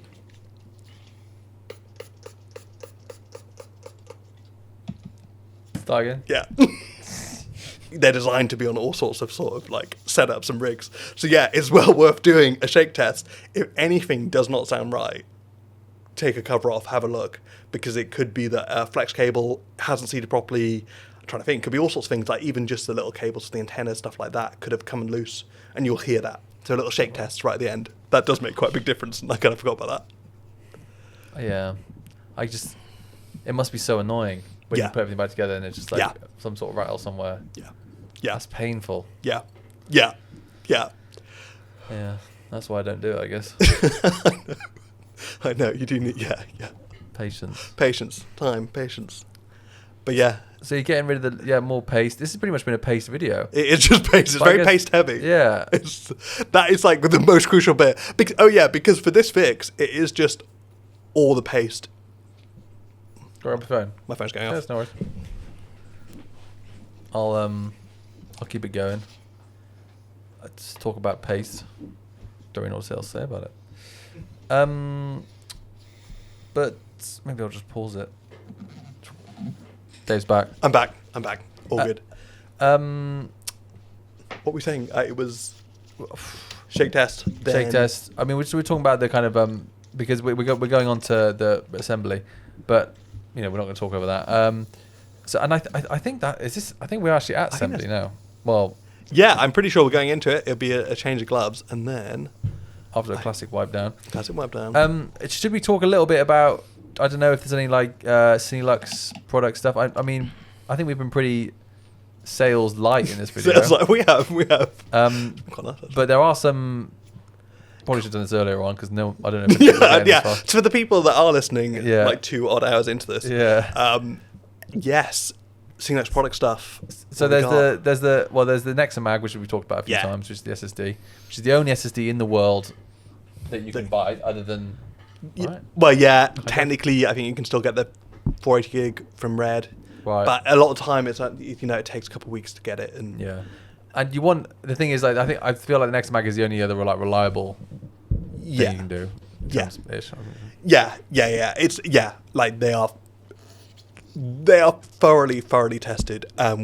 We made sure before releasing them, and we went through a lot of versions to get something that was actually properly reliable and tested across all cameras, all DSMC1, all DSMC2 cameras. That was we made and extensive testing. We went through a lot of hardware revisions as well. Yeah. So, and we know the reasons why we've got the hardware we do. Yeah. And why it works so well. And we're working on a focal reducer for DSMC2. Yeah. So that's exciting. Yeah. That'll be out soon. Yes. And that's kind of the first product that has like an optic in it and has a whole load of... So that has been... So it's got a custom... We're using a Viltrox focal reduction optic, but with a custom OLPF, one that is designed around that optic, and also one that is designed to match Red's color kind of... the OLPF also controls IR shaping. So we've made sure the IR shaping matches identically to Red standard OLPF. That was quite hard work to get that right. And not only that, we make sure the IR shaping is done with the same type of glass. The OLPF does the same amount of blur, but with the advantages of having a much thinner filter stack, which means that we get the most out of our optic. And it's not just that, we've got full electronic control, so you can control your Canon EF lenses through the body of the camera as you would with a native Red EF mount. We've got focal shift, so each unit is perfectly calibrated, like the optic moves backwards and forwards, and we calibrate it to the standard calibration. That's the one that every focal reducer comes as. But there's a neutral position, there's a tiny little LCD display, and you can also calibrate your lenses perfectly. So it means if you have a parfocal zoom, and it's not quite parfocal, and you know the lens needs calibration, you could send it in for surfacing, or most likely, with our focal shift kind of technology, you can optimize that lens so you can bring it back into perfect calibration and get it working perfectly. And even calibrated lenses on certain mounts, even if the mount's calibrated, things can be out. Like, it only takes for one part, like the camera, the mount, or the lens, to be out of calibration for your parfocal and things to not work as they should. So we allow things to go back into calibration. It's quite a cool little bit of technology. And that's the first focal reducer to ever do that, isn't it? It is, yeah. So we're quite excited about that. Yeah. And then other like older things, like the first kind of mount you did was the Fujinon kit. Yeah. Fujinon kit, which is quite cool. Fujinon kit, that's really good. We've got Fujinon for the MK series lenses. These work particularly well on Red, DSMC1, DSMC2. I really rate them because they're just a huge amount of lens for the money. They work incredibly well. They're just a very nice lens. They're only 1 kilogram. Mechanics are great. Optics, superb. They're T2.9, very sharp, low chromatic aberration. I just, ever since I've done the conversion, I'm so happy using them. I'm kind of rarely looking for other lenses because they kind of do everything really well. I really rate them. Yeah. And Avatar use them. Avatar use them. Even though we get a lot of slack in the comments, people being like, yeah, I know. I saw one the other day that's like, oh yeah, and I heard Toy Story use them. Oh, no. I know. Yeah, there's quite a bit of 3D, but also, like, when you think it's such a huge budget film, and it wasn't just Way of the Water, actually, it was the latest one, Fire and Ash, that just came out, also used the same lenses, the Fusion Light MKs, and there are so many scenes where you are relying on the lens, you are actually capturing actors, and a scene, potentially some scenes that are very, very low CGI. Actually, I saw quite a few throughout the film that were, and it's just cool. It's cool that that they're using them, and kind of seeing how good they are, and obviously taking advantage of how lightweight they are, which for the big 3D rigs. Yeah, brilliant. And actually, I realised through that whole section, I've been doing more paste stuff. So I'm quickly going to say these are the 3D printed templates that I made up for doing this job. There are some variations on different cameras, but I'll put up the ones I've got in the description. But these are quite handy because you can use a thermal paste, which is, I really should know this off the top of my head. It'll be in the description. Okay. But there's a really good type of thermal paste, and it works perfectly on these cameras. You're right, you got something in I got something in my throat. Dave's getting choked up. About how good the thermal paste is. Even though it really is good, though. It really is good. Like, you've got, it just works perfectly.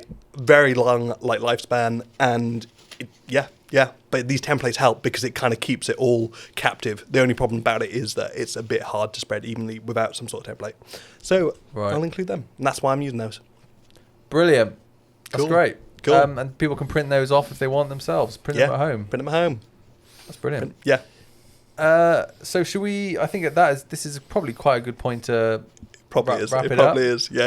If you're still listening, thanks for listening. Yeah, it's been really good.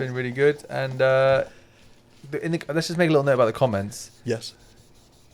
I feel like if you have questions, we'll try and answer them. Yeah. But sometimes it's we don't really offer.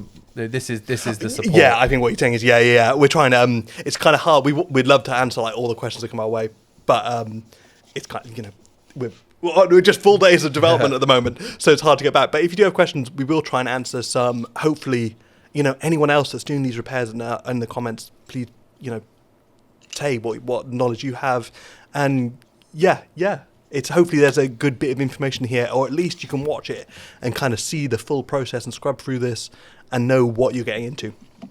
But yeah.